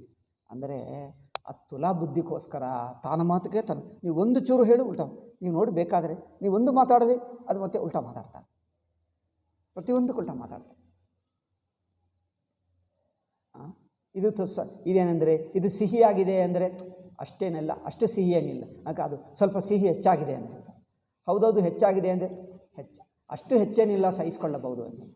ಅಂದರೆ ಪ್ರತಿಯೊಂದಕ್ಕೆ ನೀವು ಹೇಳಿದ ಮಾತೆಲ್ಲ ಅವರು ಸುಮ್ಮನೆ ಒಪ್ಪಲ್ಲ, ಅದಕ್ಕೆ ಏನೋ ಸ್ವಲ್ಪ ಹೆಚ್ಚಾದರೂ ಕಡಿಮೆ ಆದರೆ ಹೇಳ್ತಾರಲ್ವ. ನೋಡಿದ್ದೀರಾ ಇಂಥವ್ರು? ನೋಡಲಿಲ್ಲ. ನೋಡುವುದು ಮುಖ್ಯ ಅಲ್ಲ, ಅದು ನೋಡಿದ ನಂತರ ಅವ್ರ ಡೇಟ್ ಆಫ್ ಬರ್ತ್ ಗೊತ್ತಾಗ್ತದೆ. ಅಂದರೆ ಕೆಲವು ಸ್ವಭಾವಗಳು ಯಾರು ಕೈಯಲ್ಲಿಲ್ಲ, ಪ್ರಕೃತಿ ಸ್ವಭಾವ. ನಾವೆಲ್ಲರೂ ಯಾವುದೇ ಒಂದು ರಾಶಿಯಲ್ಲಿದ್ದೀವಿ ಅಲ್ಲವೇ? ಯಾವುದೇ ಒಂದು ರಾಶಿಯಲ್ಲಿದ್ದೀವಿ, ಯಾವುದೇ ಒಂದು ಬುದ್ಧಿ ಇರುತ್ತದೆ, ಎಲ್ಲರಿಗೂ ಇರುತ್ತದೆ. 12 ಬುದ್ಧಿಗಳು ಇರುತ್ತವೆ. ಈಗ ಇಲ್ಲಿ ಜನರಲ್ಲಿ ಎಷ್ಟಿದೆ ಗೊತ್ತಿಲ್ಲ, 12 ತರಹ ಬುದ್ಧಿಗಳು. ಯಾವುದೇ ಒಂದು ಬುದ್ಧಿ, ನನ್ನ ರಾಶಿ ಬುದ್ಧಿ ನನಗಿರುತ್ತದೆ, ಅದು ನಾನು ಏನು ಮಾಡಿದ್ರೂ ಬಿಡೋಕ್ಕಾಗಲ್ಲ, ಇದ್ದೇ ಇರ್ತದೆ. ಸ್ವಾಮೀಜಿ ಪುಸ್ತಕಗಳು ಬರೆಯುವಾಗ ತನ್ನ ಭಾಷ್ಯವನ್ನು ಹಿಡ್ಕೊಂಡು ಬರೆದರಲ್ಲ, ಅದು ಮಕರ ಸ್ವಾಮೀಜಿ ಸ್ವಭಾವ. ಸ್ವಾಮೀಜಿ ಹುಟ್ಟಿದ್ದು ಎಲ್ಲಿ? ಜನವರಿನಲ್ಲಿ ಹುಟ್ಟಿರಬಹುದು, ಜನವರಿಯಲ್ಲಿ ಆಗುತ್ತದೆ. ಡಿಸೆಂಬರ್ 20ನಿಂದ ಜನವರಿ 20 ಒಳಗೆ. ಆ ಮಕರ ಅದೇನು ಧನುಸ್ಸು ಮುಗಿದ ನಂತರ ಮಕರದಲ್ಲಿ ಇಂಗ್ಲೀಷ್ ಡೇಟ್ಗೆ ಅನುಗುಣ ಸ್ವಾಮೀಜಿ ಯಾವುದಾದರೂ ಹಿಡ್ಕೊಳ್ಳಲೇ ಈಗ ತನ್ನದೇ ಕರೆಕ್ಟು. ಸಮರ್ಥಿಸಿ ಮಾಡುತ್ತಿದ್ದ. ಅಂದರೆ ಅದರಲ್ಲಿ ಯುಕ್ತಿ ಇತ್ತು. ನಾನು ಹೇಳಿದ್ದೀನಲ್ಲ, ಪ್ರತಿಯೊಂದು ರಾಶಿಯದು ಉತ್ತಮದು ಇರುತ್ತದೆ, ಮಧ್ಯಮದಿರುತ್ತದೆ. ಸ್ವಾಮೀಜಿದು ಉತ್ತಮದಿತ್ತು. ಒಂದು ಒಳ್ಳೆಯ ಕೆಲಸಕ್ಕೋಸ್ಕರ ಆಗ್ರಹವಿತ್ತು. ಆಗ್ರಹವಿಲ್ಲದಿದ್ದರೆ ಇಷ್ಟು ಕೆಲಸ, ಒಬ್ಬನೇ ಇಷ್ಟು ಕೆಲಸ ಪುಸ್ತಕಗಳು ಯಾರಾದರೂ ಮಾಡ್ತಾರೆ? ಆಗ್ರಹವಿಲ್ಲದಿದ್ದರೆ ಮಾಡಲ್ಲ. ಆಗ್ರಹ ಇತ್ತು, ಆದರೆ ಒಳ್ಳೆಯಕ್ಕೋಸ್ಕರ ಆಗ್ರಹವಿತ್ತು ಅಷ್ಟೇ. ಒಂದು ಒಳ್ಳೆಯಕ್ಕೋಸ್ಕರ ಆಗ್ರಹವಿತ್ತೇ ಹೊರತು ಆಗ್ರಹವಿತ್ತು, ಇಲ್ಲದಿದ್ದರೆ ಮಕರ ಸ್ವಭಾವನೇ ಇದೆ. ಇದು ಯಾರೂ ನೋಡಲಿಲ್ಲ, ಹೇಳಿದ್ರೆ ಅವ್ರು ಬೇಜಾರು ಮಾಡ್ಕೊಳ್ತಾರೆ, ನಾನು ಹೇಳಲಿಲ್ಲ, ಬೇಕಂದರೆ ಹೇಳ್ತೀನಿ, ನಾನೆಲ್ಲ ಮೊದಲೇ ನೋಡಿ ಇಟ್ಕೊಂಡೆ. ಅವ್ರದ್ದು ಮಕರ ಸ್ವಭಾವ. ಏಕೆ ಇಷ್ಟಲ್ಲ? ಶಂಕರ ಭಾಷ್ಯನೇ ಇಟ್ಕೊಳ್ಳಬೇಕು, ಮಿಕ್ಕದ್ದಲ್ಲ ಎಂದು ಆಗ್ರಹದಿಂದ ಹಿಡ್ಕೊಂಡ್ರೆ ಏಕೆ? ಅದು ಮಕರ ಸ್ವಭಾವ, ಅದೇ ಹಿಡ್ಕೊಂಡರು. ಅಂದರೆ ತಾನು ಹೇಳಿದ್ದು ಭಾಷ್ಯವೇ ಕರೆಕ್ಟು, ಅದು ತಪ್ಪು ಎಂದು ಹೇಳಿದ್ದರೆ ಈಗ ಯಾರು 100 ಜನರು ಬರಲಿ ವಾದಿಸ್ತಾರೆ, ಅವರು ಒಪ್ಪುವವರೆಗೂ, ಅದು ಸೋತು ಹೋಗಿ ಹೋಗುವವರೆಗೂ ಬಿಡಲ್ಲ ಸ್ವಾಮೀಜಿಗೆ ಅದಿತ್ತು. ಅದರಿಂದ ಯಾರು ಎದುರಿಸೋಕ್ಕೆ ಧೈರ್ಯವಿಲ್ಲ. ಅದು ಸ್ವಾಮೀಜಿದಿತ್ತು ಆಗ್ರಹ ಹಿಡ್ಕೊಂಡು. ಆಗ್ರಹವೇ ಅಲ್ಲ, ಅದು ಬಲವಾಗಿ ತೋರಿಸ್ತಿದ್ದ. ಆ ತರ್ಕ ಬಲ ಇತ್ತು, ಶಾಸ್ತ್ರ ಬಲ ಇತ್ತು, ಪಾಂಡಿತ್ಯ ಇತ್ತು, ಅನುಭವ ದೃಷ್ಟಿ ಇತ್ತು, ಹೇಳಿ ಒಪ್ಪಿಸುವಂಥದ್ದು ಇತ್ತು. ಆದರೆ ಆಗ್ರಹವಿತ್ತು, ಅದರಿಂದ ಒಪ್ಪಿಸ್ತಿದ್ದ. ಆ ಆಗ್ರಹ ಒಳ್ಳೆಯದ ಆಗ್ರಹ ಇತ್ತು, ಸಾತ್ವಿಕವಾದ ಆಗ್ರಹ, ತಾನು ಹೇಳಿದ್ದು ಸಾಧಿಸಬೇಕು ಎನ್ನುವುದು. ಅದರಿಂದ ಒಬ್ಬನೇ ಹೋಗಿ 220 ಪುಸ್ತಕಗಳು ಜೀವನದಲ್ಲಿ ಯಾರಾದರೂ ಬರೆದಿದ್ದಾರೆ? ಈ ಕಾಲದಲ್ಲಿ ನೇರಾಗಿ ಕಂಪ್ಯೂಟರ್ ಅಲ್ಲ, ಮೊದಲು ಪೇಪರ್ ಮೇಲೆ ಬರೆಯೋದು, ಮತ್ತು ಪ್ರಿಂಟ್ ಮಾಡಿಸುವುದು, ಮತ್ತು ಪ್ರೂಫ್ ರೀಡ್ ಮಾಡುವುದು, ಅದು ಮತ್ತೆ ಪ್ರಿಂಟ್ಗೆ ಬರುತ್ತದೆ ಅಲ್ಲ. ಎಷ್ಟು ಮಾಡಬೇಕಪ್ಪ? 220 ಪುಸ್ತಕಗಳು. ಯಾರೂ ಇಲ್ಲ ಅನಿಸುತ್ತೆ ನನಗೆ ಗೊತ್ತಿರುವವರೆಗೂ. ಪೂರ್ವಕಾಲದಲ್ಲಿ ಶತಾಧಿಕ ಗ್ರಂಥಕರ್ತ, 100 ಗ್ರಂಥಗಳು ಬರೆದರೆ ಸಾಕು, ಅವನೇ ದೊಡ್ಡವರು ಅಂದ್ಕೊಂಡರು. ಎಲ್ಲರಿಗಷ್ಟೇ ಶತಾಧಿಕ 100ಕ್ಕಿಂತ ಹೆಚ್ಚು ಪುಸ್ತಕಗಳು ಬರೆದರು, ಆಹಾ ಹೇಳುತ್ತಿದ್ದರು. ಸಚ್ಚಿದಾನಂದ ಸ್ವಾಮೀಜಿ ನನಗೆ ಗೊತ್ತಿರುವವರಿಗೆ ಇವರೊಬ್ಬರೇ 100 ಅಲ್ಲ 200 ದಾಟಿ ಹೋದರು. 200 ಗ್ರಂಥಗಳಿಗಿಂತ ಹೆಚ್ಚು ಯಾರಾದರಿದ್ದಾರೆ? 220 230 ಆಗುತ್ತವೆ. ಅಮೇಝಿಂಗ್, ಆಶ್ಚರ್ಯ. ಏಕೆಂದರೆ ಆಗ್ರಹ ಇತ್ತು, ಮಾಡಬೇಕು. ಮೀನ ಇರುತ್ತಾರೆ, ಯಾವುದು ಕೆಲಸ ಶುರು ಮಾಡಿದರೆ ಇವತ್ತು ಮಾಡಿದರೆ ನಾಳೆ ಬಿಡ್ತಾನೆ, ಮುಂದುವರಿಸೋದೇ ಅಲ್ಲ. ಅಂದರೆ ಆ ಕನ್ಸಿಸ್ಟೆನ್ಸಿ ಹೇಳ್ತಾರಲ್ಲ, ಒಂದು ಹಿಡ್ಕೊಂಡ್ರೆ ಅದು ಪೂರ್ತಿಯಾಗುವವರೆಗೂ ಹಿಡಿಯುವುದು. ಅದು ಮಕರಕ್ಕಿರುವಷ್ಟು ಮೀನಕ್ಕಿಲ್ಲ. ಮೀನ ಇಲ್ಲಿ ನಿಂತರೆ ಸಾಕು, ತಕ್ಷಣ ಇನ್ನೊಂದು ಕಡೆ ಹೋಗ್ತದೆ. ಯಾರೊಬ್ಬರು ಮನೆಗೆ ಹೋದೆ, ಸಣ್ಣ ಮಗು ಇದ್ದರು. ಸಣ್ಣ ಮಗು ಅಂದರೆ 5 ವರ್ಷ 6 ವರ್ಷ ಇದ್ದಾಳೆ. ನಾನು ನೋಡಿ ಹೇಳಿದ್ದೀನಿ. ಸ್ವಲ್ಪ ಹೊತ್ತು ಬಂದರು, ನಮಸ್ಕಾರ ಮಾಡಿದರು, ಏನೋ ಮಾತಾಡಿಸೋಕ್ಕೆ ಹೋದರೆ ಮತ್ತೆ ಅಲ್ಲಿಗೆ ಹೋದ, ಮತ್ತೆ ಎಲ್ಲಿಗೆ ಹೋದೆ. ನಾನು ಹೇಳಿದ್ದೀನಿ, ಇದು ಯಾವ ಡೇಟು ಮೀನ ಆಗಬಹುದಾ ಅಂತ ಅನಿಸುತ್ತೆ ನನಗೆ. ಅವ್ರು ಡೇಟು ಹೇಳಿದರೆ ಹೌದು, ಇವತ್ತು ಮೀನ ಹಾಗಿರುತ್ತಾರೆ ಅಂತ. ಹೌದು ಸ್ವಾಮೀಜಿ, ನೀವು ಹೇಳಿದ್ದು ಕರೆಕ್ಟ್. ಹೇಗೆ ಅಂದರೆ 1 ನಿಮಿಷ ಒಂದು ಜಾಗದಲ್ಲಿ ಇರಲ್ಲ ಹೇಳ್ತಾರೆ. ಇಲ್ಲಿಂದ ಅಲ್ಲಿಗೆ ಹೋಗ್ತಾರೆ, ಇಲ್ಲಿಂದ ಅಲ್ಲಿಗೆ ಇಲ್ಲಿ ತಿರುಗ್ತಾನೆ ಇರ್ತಾರೆ. ಅದು ನಾನು ನೋಡಿದ ನನಗೆ ಮೀನ ಲಕ್ಷಣ, ಒಂದು ಕಡೆ ನಿಲ್ಲಲ್ಲ.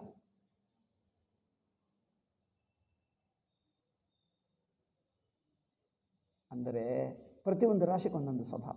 ಆಯಿತಾ, ಬಿಡಿ ಅದೆಲ್ಲ ಏಕೆ, ಸಾಕು. ಸೊ ಜಬ್ ದೇಕೋ ಮನುಷ್ಯಕ್ಕೆ ಅಂದರು ಭಯವಾಗಿರಲಿ, ಭಯವಾದರೂ ಇರಬೇಕು, ನಾಚಿಕೆ ಆದರೂ ಇರಬೇಕು, ಆಸೆ ಆದರೂ ಇರಬೇಕು. ಆಸೆ ಇರುವುದು ಕೆಟ್ಟದಲ್ಲವೇ ಅಂದರೆ ಆಸೆಯನ್ನು ಸನ್ಮಾರ್ಗಕ್ಕೆ ತರುವುದಕ್ಕೆ ಬಳಸಬಹುದು. ಆಸೆ ಇದ್ದರೆ ಸನ್ಮಾರ್ಗಕ್ಕೆ ತಂದು ಅದನ್ನೇ ನಿಸ್ವಾರ್ಥ ಮಾಡಿಬಿಟ್ಟು ಭಗವದ್ ಭಕ್ತಿ ಮಾಡಿಬಿಟ್ಟು ವೈರಾಗ್ಯ ನಂತರ ಅದು ಆಸೆ ಬಿಡ್ತದೆ, ದಾಟಿ ಹೋಗುವುದು ಬೇರೆ. ಆಸೆನೇ ಇಲ್ಲ ಅಂದರೆ ಅವರಿಗೆ ಯಾವ ಸತ್ಕರ್ಮ ಮಾಡಿಸಕ್ಕ, ಒಳ್ಳೆಯ ಕೆಲಸ ಅವ್ರಿಗೆ ಆಸೆ ಇಲ್ಲ, ಯಾವ ಸತ್ಕರ್ಮ ಮಾಡಿಸೋಕ್ಕಾಗಲ್ಲ. ಮಾಡಿಸಿ ನೋಡ್ತೀನಿ. ಆಸೆ ಇದ್ದರೆ ಆಕರ್ಷಣೆ ಆಗ್ತದೆ, ಆಕರ್ಷಣೆ ಇದ್ದರೆ ಒಳ್ಳೆಯ ಕೆಲಸ ಮಾಡಿಸೋಕ್ಕಾಗ್ತದೆ. ಅವ್ರಿಗೆ ಆಕರ್ಷಣೆ ಇಲ್ಲ, ಏನು ಮಾಡಿಸೋಕ್ಕಾಗಲ್ಲ, ಯಾವ ಒಳ್ಳೆಯ ಕೆಲಸ ಮಾಡೋಕ್ಕಾಗಲ್ಲ. ಅವ್ರು ಯಾವುದಿದೆಯೋ ಸ್ವಭಾವ ಅಲ್ಲೇ ಇರ್ತಾನೆ.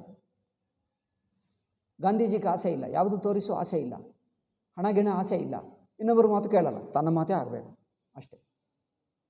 ಆಗ್ರಹ ಕಷ್ಟ.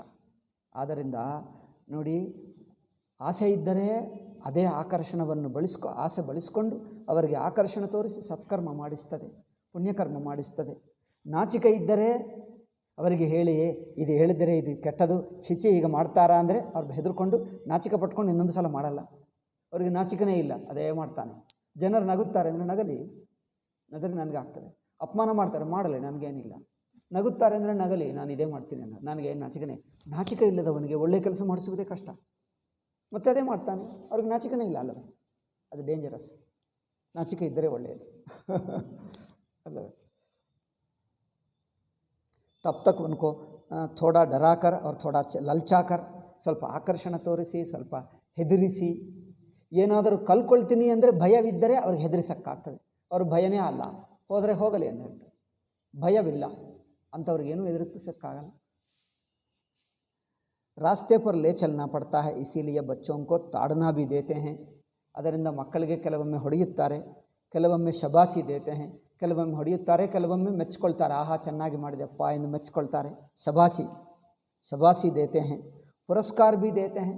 ಏನೋ ಉಪಕಾರ, ಪುರಸ್ಕಾರ ಅಂದರೆ ಗೊತ್ತಾ, ಅವಾರ್ಡ್ ಏನು ಹೇಳ್ತಾರೆ ಪುರಸ್ಕಾರಕ್ಕೆ, ಬಹುಮತಿ ಹೇಳ್ತಾರೆ, ಬಹುಮಾನನ ಬಹುಮಾನ.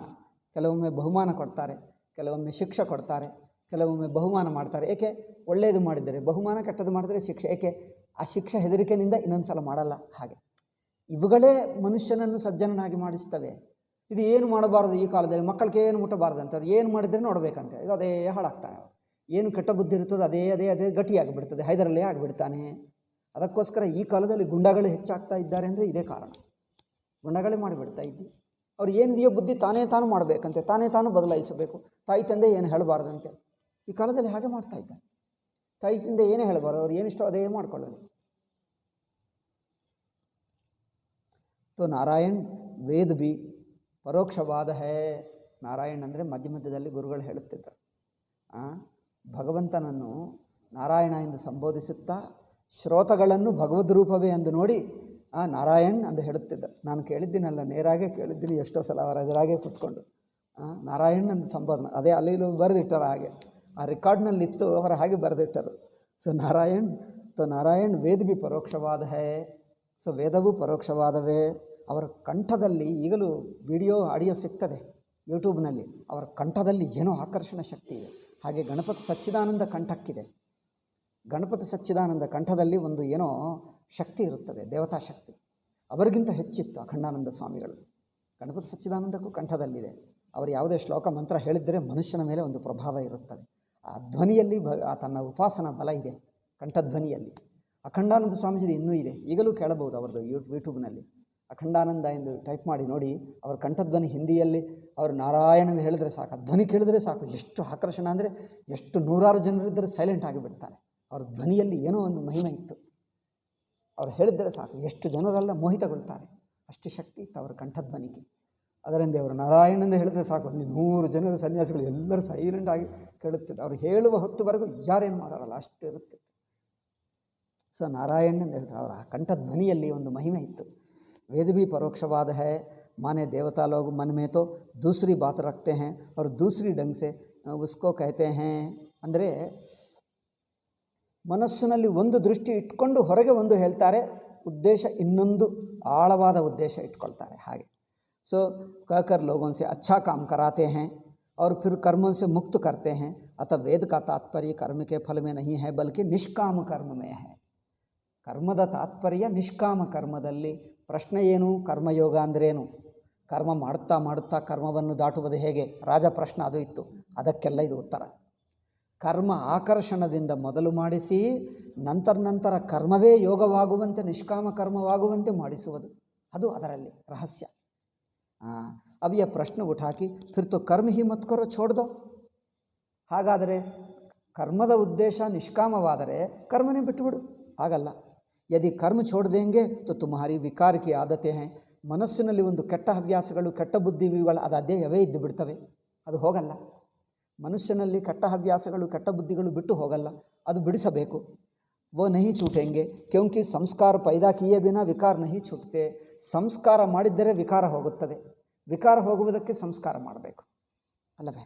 ಆದ್ದರಿಂದ ಈ ಸಾರ್ವಜನಿಕ ಅನುಭವ ಹೇ. ಇದೆಲ್ಲ ಎಲ್ಲರ ಅನುಭವ. ಉತ್ತರ ರಾಮಚರಿತ ಎಂದು ರಾಮಾಯಣದ ಉತ್ತರಕಾಂಡ ಇದೆ ನೋಡಿ. ಉತ್ತರಕಾಂಡ ಮೇಲೆ ಭವಭೂತಿ ಎಂದು ಒಂದು ಕವಿ ಇದ್ದ, ಕೇಳಿದ್ದೀರಾ? ಸಂಸ್ಕೃತ ನಾಟಕಗಳಿರುತ್ತವೆ. ಈ ಕಾಲದಲ್ಲಿ ಕಾವ್ಯಗಳು ಯಾರೂ ಕೇಳುವರೇ ಅಲ್ಲ, ರಾಮಾಯಣ ಕೇಳುವನೇ ಕಡಿಮೆ ಆಗಿಬಿಟ್ಟಿತ್ತು ಅಲ್ಲವೇ? ಎಲ್ಲರೂ ಸಿನಿಮಾ ಬಂದ ನಂತರ ಇದೆಲ್ಲ ಹೋಯಿತು. ಪೂರ್ವ ಕಾಲದಲ್ಲಿ ಇವೆಲ್ಲ ಕೇಳುತ್ತಿದ್ದರು. ಶಾಕುಂತಲ ನಾಟಕ, ಉತ್ತರ ರಾಮಚರಿತ ನಾಟಕ, ಅದೇನು ಸ್ವಪ್ನ ವಾಸವದತ್ತ ನಾಟಕ, ಇದೆಲ್ಲ ನಾಟಕಗಳಲ್ಲಿ 5-6 ಬೆಸ್ಟ್ ನಾಟಕಗಳು ಹೇಳ್ತಾರೆ, ಸಂಸ್ಕೃತ ನಾಟಕಗಳು. ಉತ್ತರೇ ರಾಮಚರಿತೆ ಭವಭೂತಿರ್ ವಿಶಿಷ್ಯತೆ ಎಂದು ಹೇಳ್ತಾರೆ ಸಂಸ್ಕೃತದಲ್ಲಿ. ಆ ಭವಭೂತಿ ಎಂದು ಸಂಸ್ಕೃತ ಕವಿ ಕಾಳಿದಾಸ, ನಂತರ ಕಾಳಿದಾಸ ಅಷ್ಟು ದೊಡ್ಡ ಕವಿ, ಅವರು ಬರೆದಿರುವ ನಾಟಕ ಇದೆ ಉತ್ತರ ರಾಮಚರಿತ ಎಂದು. ಅದರಲ್ಲಿ ಸೀತಾರಾಮದು ಅದೆಲ್ಲ ಅದ್ಭುತವಾದ ಕಥೆ, ಕರುಣಾರಸವನ್ನು ಅದು ಓದಿದ್ದರೆ ಎಂಥವನನ್ನಾದರೂ ಹೃದಯ ಕರಗಿಸಿ ಕಣ್ಣೀರು ಸರಿಸ್ತಾನೆ. ಕರುಣಾರಸ ಭರಿತವಾದ ನಾಟಕ. ಅದರಲ್ಲಿ ಪ್ರಾರಂಭದಲ್ಲಿ ಒಂದು ಕಡೆ ಹೇಳ್ತಾನೆ, ಕಿಂತನುಷ್ಠಾನ ನಿತ್ಯತ್ವಂ ಸ್ವಾತಂತ್ರ್ಯಮಪಕರ್ಷತಿ. ಅಲ್ಲಿ ಒಬ್ಬ ಋಷಿ ಇರುತ್ತಾನೆ. ಋಷಿ ಹೆಸರೇನಪ್ಪ ಮರ್ತು ಹೋದೆ, ವಸಿಷ್ಠ, ಇನ್ನು ಯಾರೋ ಇದ್ದಾರೆ, ಅದು ತುಂಬ ದಿವಸ ಆಯಿತು ಓದಿ. ಕಿಂತು ಅನುಷ್ಠಾನ ನಿತ್ಯತ್ವಂ ಸ್ವಾತಂತ್ರ್ಯಮಪಕರ್ಷತಿ. ಅನುಷ್ಠಾನ ಕರೆಕ್ಟಾಗಿ ಒಂದು ಪ್ರತಿ ದಿವಸ ಎದ್ದ ಕ್ಷಣದಿಂದ ಮಲ್ಕೊಂಡುವವರೆಗೂ ಏನೋ ಕೆಲಸಗಳು ಎಲ್ಲರಿಗೂ ಪೂರ್ವಕಾಲದಲ್ಲಿ ಹಾಕ್ತಿದ್ದಾರೆ ಅಲ್ಲವೇ, ಇದೆಲ್ಲ ಅನುಷ್ಠಾನ. ತುಂಬ ಕೆಲಸ ಮಾಡಿಸುವುದು. ಏಕೆ? ಈ ಅನುಷ್ಠಾನ ನಿತ್ಯತ್ವ, ಒಂದು ಡಿಸಿಪ್ಲಿನ್ಡಾಗಿ ಶಿಸ್ತಾಗಿ ಅನುಷ್ಠಾನಗಳು ಮಾಡುತ್ತಾ ಇದ್ದರೆ ಮನುಷ್ಯನಲ್ಲಿರುವ ಯಥೇಷ್ಟಾಚರಣ ಅಂದರೆ ಗೊತ್ತಾ? ಏನು ಹೇಳ್ತಾರೆ ಯಥೇಷ್ಟಾಚರಣಕ್ಕೆ? ಕನ್ನಡದಲ್ಲಿ ಏನು ಹೇಳ್ತಾರೆ ಗೊತ್ತಿಲ್ಲ. ಯಥೇಷ್ಟಾಚರಣ ಬಿಡಿಸುತ್ತದೆ. ಮನ್ಮಾನೆ ಕರ್ಣ ಹಿಂದಿಯಲ್ಲಿ ಹೇಳ್ತಾರೆ ನೋಡಿ. ತನ್ನ ಇಷ್ಟ ಬಂದಂತೆ ಮಾಡುವುದು ಎಂಬ ಬುದ್ಧಿ, ಕೆಟ್ಟ ಬುದ್ಧಿಯನ್ನು ಬಿಡಿಸುತ್ತದೆ. ಡಿಸಿಪ್ಲಿನ್ ಆಗಿ ಶಾಸ್ತ್ರೋಕ್ತ ಕರ್ಮಗಳು ಮಾಡಿದ್ದರೆ ಮನಸ್ಸಿನಲ್ಲಿ ಒಂದು ವಿನಯಶೀಲತೆ ಬರುತ್ತದೆ, ಸಂಸ್ಕಾರ ಬರುತ್ತದೆ, ಯಥೇಷ್ಟಾಚರಣ ಬಿಡುತ್ತದೆ. ಸಂಕಟಾಹ್ಯಾಹಿತಾಗ್ನೀನಾಂ ಪ್ರತ್ಯವಾಯೈರ್ ಗೃಹಸ್ಥತ. ಗೃಹಸ್ಥನು ಆಹಿತಾಗ್ನಿ ಆಗುತ್ತಾನೆ. ಆ ಕಾಲದಲ್ಲಿತ್ತಲ್ಲ, ನಿತ್ಯಾಗ್ನಿಹೋತ್ರಿಗಳೇ ಇರುತ್ತಿದ್ದರು ಬ್ರಾಹ್ಮಣರು ಹೆಚ್ಚು. ಆ ನಿತ್ಯಾಗ್ನಿಹೋತ್ರದಿಂದ ಏನು ಆಗುತ್ತದೆ? ಪ್ರತ್ಯವಾಯ, ಆತ ನಿತ್ಯ ಕರ್ಮಗಳು ತಪ್ಪಿದ್ದರೆ ಪಾಪ ಪ್ರಾಯಶ್ಚಿತ್ತ. ಅದಕ್ಕೋಸ್ಕರ ಅದೇ ಡಿಸಿಪ್ಲಿನ್ ಆಗಿ ಕರೆಕ್ಟ್ ಕರ್ಮಗಳೆಲ್ಲ ಮಾಡುತ್ತಾ ಇರಬೇಕು. ಅದರಿಂದ ಮನುಷ್ಯನಿಗೆ ಒಂದು ಸಂಸ್ಕಾರ ಬರುತ್ತದೆ. ಆ ಶ್ಲೋಕ ಉದಾಹರಿಸಿದ್ದರು. ಸಂಕಟಾಹ್ಯಾಹಿತಾಗ್ನೀನಾಂ ಪ್ರತ್ಯವಾಯೈರ್ ಗೃಹಸ್ಥತ. ಅದು ಬಿಡಿ ಸಾಕು. जो लोग अग्निहोत्री होते हैं उनको नियम से करना पड़ता है. ಶಾಸ್ತ್ರ में नियम है, ಏಕಾದಶಿ है, ಪೂರ್ಣಿಮಾ है, ಅಮಾವಾಸ್ಯ है. ಇದೆಲ್ಲ ನಿಯಮಕ್ಕೆ ಅನುಗುಣವಾಗಿ ಜೀವಿಸಬೇಕು. ಅಗ್ನಿಹೋತ್ರ ಕರ್ನಾ ಸಹಾಯಕ है. वे दिन भर तो कुछ इकट्ठा करेंगे. ಅದರಿಂದ ಏನು ದರ್ಭಗಳು ತರುವುದು, ಸಮಿದಗಳು ತರುವುದು, ಇನ್ನೇನು ಪೂಜಾ ಸಾಮಗ್ರಿ ಸಂಧೆ ಅಗ್ನಿಹೋತ್ರಕ್ಕೆ ತಯಾರು ಮಾಡುವುದು, ಬೆಳಗ್ಗೆ ಅಗ್ನಿಹೋತ್ರಕ್ಕೆ ಎಲ್ಲ ಅದು ಇಡೀ ದಿವಸ ಕೆಲಸ ಇರುತ್ತದೆ. ಕೆಲಸ ಏಕೆ ಕೊಟ್ಟರಂದರೆ ಏನೋ ಒಂದು ಶಿಸ್ತಿರುತ್ತದೆ. ಏನೋ ಒಂದು ಶಿಸ್ತಿರುತ್ತದೆ ಎಂದು ಇಡೀ ದಿವಸ ಕೆಲಸ ಕೊಟ್ಟರು. ಒಂದು ದಿವಸ ಯಜ್ಞ ತಗೊಂಡರೆ ಸ್ವಲ್ಪ ಹೊತ್ತು, ಆ ಸ್ವಲ್ಪ ಹೊತ್ತು ಯಜ್ಞಕ್ಕೆ ಇಡೀ ದಿವಸ ಕೆಲಸ. ಅದಕ್ಕೆ ಒಂದು ಪೂಜಾ ಅಂದರೆ ಏನು, ಇಡೀ ದಿವಸ ಕೆಲಸ ಆಗುತ್ತದೆ. ಅದಕ್ಕೋಸ್ಕರ ಬಟ್ಟೆಗಳು ಬೇಕು, ಮಡಿ ಒಂದು ಇಟ್ಟುಕೊಳ್ಳಬೇಕು, ಆ ವಸ್ತು ತರಬೇಕು, ಇದು ತರಬೇಕು. ಅದಕ್ಕೆ ಮಡಿಯಿಂದ ಮಾಡಬೇಕಂದ್ರೆ ಮೊದಲೇ ವಸ್ತುಗಳು ಪಕ್ಕಕ್ಕೆ ಇಟ್ಕೊಳ್ಳಬೇಕು. ನಂತರ ಬೇಕು ಅಂದರೆ ಅದರಿಂದ ಹೋಗಿ ಮುಟ್ಟಕ್ಕಾಗಲ್ಲ. ಎಲ್ಲ ವಸ್ತುಗಳು ಪಕ್ಕಕ್ಕಿಟ್ಟು, ಇದೆಲ್ಲ ಒಂದು ಡಿಸಿಪ್ಲಿನ್ ಆಗಿಬಿಡ್ತದೆ, ಶಿಸ್ತು ಆಗುತ್ತದೆ. ಇಡೀ ಜೀವನವೆಲ್ಲ, ಇಡೀ ದಿವಸವೆಲ್ಲ ಒಂದು ಡಿಸಿಪ್ಲಿನ್ಗಾಗಿ ಜೀವಿಸಿದ್ದರೆ ಮನಸ್ಸಿನಲ್ಲಿರುವ ರಾಗದ್ವೇಷಗಳು, ಅಭಿಮಾನಗಳು, ಯಥೇಷ್ಟಾಚರಣ, ಕೆಟ್ಟ ಹವ್ಯಾಸಗಳು ಅದೆಲ್ಲ ಹೋಗಿ ಮನಸ್ಸಿಗೆ, ಇಂದ್ರಿಯಗಳಿಗೆ ಒಂದು ಶಿಸ್ತು ಬರುತ್ತದೆ. ಅದಕ್ಕೋಸ್ಕರ ಪೂರ್ವಕಾಲದಲ್ಲಿ ನಿತ್ಯಕರ್ಮ ಹೇಳುತ್ತಿದ್ದಾರೆ.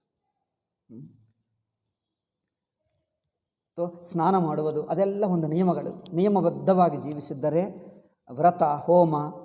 ವ್ರತವು, ಸ್ನಾನ, ಹೋಮ ಇವೆಲ್ಲ ಒಂದು ಶಿಸ್ತುಗಳು. ಇದರಿಂದ ಉನ್ಕೋ ಸಮಯ ಹಿ ಕಹಾ ಹೈ, ಅದರಿಂದ ಬೇರೆ ಸಮಯವೇ ಇಲ್ಲ. ಜೋ ಲೋಗ್ ಕಿಸಿ ನಿಯಮ ಪಾಲನೆ ಮೇ ಲಗ್ ಜಾತೆ ಹೈ ಉನ್ಕಾ ನಿಯಮ ಹಿ ಉನ್ಕೋ ಬುರಾಯಿಯಾ ಬಚಾ ದೇತಾ ಹೈ. ಯಾರು ನಿಯಮಬದ್ಧವಾಗಿ ಜೀವಿಸ್ತಾರೋ ಆ ನಿಯಮವೇ ಎಷ್ಟೋ ಕೆಟ್ಟ ಕೆಲಸಗಳಿಂದ ಬದುಕಿಸುತ್ತದೆ. ಕೆಟ್ಟ ಮಾಡೋಕ್ಕೆ ಹೋಗಲ್ಲ. ಯಾರಿಗೆ ನಿಯಮವಿಲ್ಲವೋ, ಯಾವುದೋ ಕೋಪ ಬಂದರೆ ಏನೋ ಮಾಡಿಬಿಡ್ತಾನೆ, ಇನ್ನೇನು ಬಂದರೆ ಇನ್ನೇನು ಮಾಡಿಬಿಡ್ತಾನೆ. ಏಕೆ? ನಿಯಮನೇ ಇಲ್ಲ. ನಿಯಮ ಇಲ್ಲದವರು ಕೆಟ್ಟ ಕೆಲಸಗಳು ಮಾಡೇ ಬಿಡ್ತಾರೆ. ನಿಯಮಬದ್ಧವಾಗಿ ಜೀವಿಸುವವರನ್ನು ಕೆಟ್ಟ ಕೆಲಸದಿಂದ ಬಿಡಿಸುತ್ತದೆ. ಅದು ಮಾಡಬಾರದು, ಇದು ಮಾಡಬಾರದೆಂದು ಅದೇ ಒಳ್ಳೆಯ ಕೆಲಸಗಳಲ್ಲೇ ಉಳಿಸುತ್ತದೆ. ಅದು उनका नियम ही उनको बुराइयों से बचा देता है. और जो लोग नियम पालन में नहीं लगते कुछ करते धरते नहीं हैं. ಯಾವುದೋ ಒಂದು ಶಿಸ್ತಾಗಿ ಮಾಡಲ್ಲ, ಸುಮ್ಮನೆ ಕೂತಿರ್ತಾರೆ, ತೋಚಲ್ಲ, ಏನೋ ಮಾಡ್ತಾರೆ, ಭೋಗಪರಾಯಣರಾಗ್ತಾರೆ, ಕೆಟ್ಟ ಹವ್ಯಾಸಕ್ಕೆ ಒಳಗಾಗ್ತಾರೆ ಅಲ್ಲವೇ. ಅದಕ್ಕೋಸ್ಕರ ಪೂರ್ವಕಾಲದಲ್ಲಿ ಹೇಳುತ್ತಿದ್ದರು, ಸುಮ್ಮನೆ ಯಾವ ಕೆಲಸನೇ ಇಲ್ಲದವರು ಅವರು ಕೆಟ್ಟವನ ಹಾಗೆ ಬಿಡುತ್ತಿದ್ದ. ಯಾವುದೇ ಒಂದು ಜವಾಬ್ದಾರಿ, ಯಾವುದೇ ಒಂದು ಉದ್ಯೋಗ, ಯಾವುದೇ ಒಂದು ಕೆಲಸ, ಯಾವುದೇ ಒಂದು ಕುಟುಂಬದ ಜವಾಬ್ದಾರಿ ಇದ್ದರೆ ಸಜ್ಜನ ಸಂಸ್ಕಾರ ಆಗುತ್ತೆ. ಏನು ಕೆಲಸ ಇಲ್ಲದೆ ಬೇಕಾದಷ್ಟು ಹಣ ಇದೆ ಅಂದರೆ ಕೆಟ್ಟು ಹೋಗ್ತಾನೆ.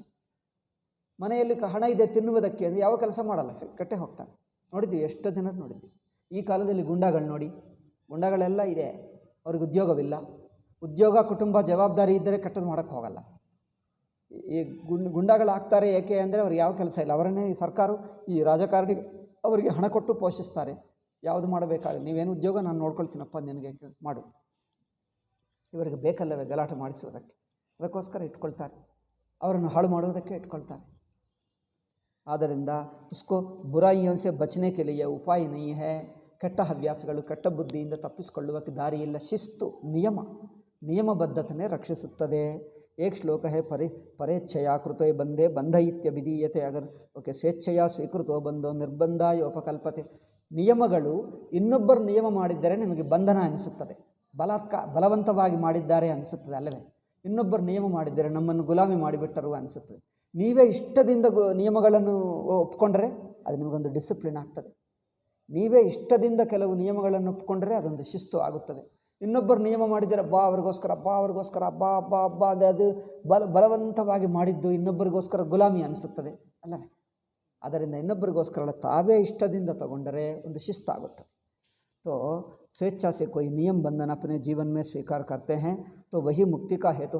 ಸೊ ಕರ್ಮದಿಂದಲೇ ಕರ್ಮವನ್ನು ದಾಟುವುದು ಹೇಗೆ ಆ ಪ್ರಶ್ನೆ, ಅದಕ್ಕೆಲ್ಲ ಉತ್ತರ ನೋಡಿ, ಏನೇನೋ ಉತ್ತರ ಹೇಳ್ತಾ ಇದ್ದಾರೆ ನೋಡಿ ಆ ಋಷಿಗಳು. इसलिए शास्त्र में जैसा कर्म करने के लिए कहा गया है वो करना चाहिए. ಅದರಿಂದ ಶಾಸ್ತ್ರ ಹೇಳಿರುವ ಕರ್ಮಗಳನ್ನು ಶಿಸ್ತುಗೋಸ್ಕರ ಮನಸ್ಸಿಗೊಂದು ಸಂಸ್ಕಾರ ಬರಬೇಕು, ಒಂದು ಡಿಸಿಪ್ಲಿನ್ ಬರಬೇಕೆಂದು ಮಾಡಬೇಕು. ಆವಾಗ ಮಾಡ್ತಾ ಮಾಡ್ತಾ ಮಾಡ್ತಾ ಮನಸ್ಸು ಒಂದು ಶುದ್ಧವಾಗಿ ನಿಷ್ಕರ್ಮವಾಗಿ ತಯಾರಾಗುತ್ತದೆ. ಅದು ಮಾಡುವುದಕ್ಕೆ ಕರ್ಮ. ಆಯಿತಾ, ಈ ಶ್ಲೋಕ ಮುಗಿಯಿತು. ಮತ್ತು ಮುಂದಿನ 44ನೇ ಶ್ಲೋಕ ಮುಗಿಯಿತು. 45ನೇ ಶ್ಲೋಕ, ನಾಚರೇದಿಯಸ್ತು ವೇದೋಕ್ತಂ. ಮಾಡದಿದ್ದರೆ ಏನಾಗುತ್ತದೆ, ಶಾಸ್ತ್ರೋಕ್ತ ಕರ್ಮಗಳನ್ನು ಶಿಸ್ತು ಆಗಿ ಮಾಡದಿದ್ದರೆ ಏನಾಗುತ್ತದೆ ಅದು ಹೇಳ್ತಾ ಇದ್ದಾರೆ. ಅದು ಅವರು ಹೇಗೆ ನಾಶವಾಗುತ್ತಾನೆ, ಹೇಗೆ ಕೆಟ್ಟು ಹೋಗುತ್ತಾನೆ ಅನ್ನುವುದು ನಾಳೆ ಹೇಳೋಣ. ಓಂ. ನಾಳೆ ಇಲ್ಲ, ಸೋಮವಾರ ಅಲ್ಲವೇ, ಮತ್ತು ಮಂಗಳವಾರ. ಓಂ ಶಾಂತಿ ಶಾಂತಿ ಶಾಂತಿ. ಹರಿ ಓಂ ಶ್ರೀ ಗುರುಭ್ಯೋ ನಮಃ. ಹರಿ ಓಂ ತತ್ಸತ್. ಅಂದರೆ 45, 46 ಅಷ್ಟೇ. 45, 46 ನಾಳೆ 2 ಹೇಳಿಬಿಡೋಣ. ಅದೇ ಮುಂದಿನ ಪಾಠದಲ್ಲಿ ಈ 2 ಶ್ಲೋಕಗಳು ಮುಗಿದು ಬಿಟ್ಟರೆ ಕರ್ಮಯೋಗ ಮುಗಿಯುತ್ತದೆ. ಕೆಲವು ಪೂಜಾ ಹೇಗೆ ಹೇಳಬೇಕು, ಪೂಜೆ ಹೇಗೆ ಮಾಡುವುದು ತಾನ್ ಎಂದು ಹೇಳ್ತಾರೆ. ಆ ಪೂಜಾ ಕುರಿತು ಅದು ಬೇರೆ. 2 ಶ್ಲೋಕಗಳಲ್ಲಿ ಕರ್ಮಯೋಗ ಮುಗಿಯುತ್ತದೆ, ನಂತರ ಪೂಜಾ ಹೇಳ್ತಾರೆ. ಅದು ನೋಡೋಣ. ಓಂ.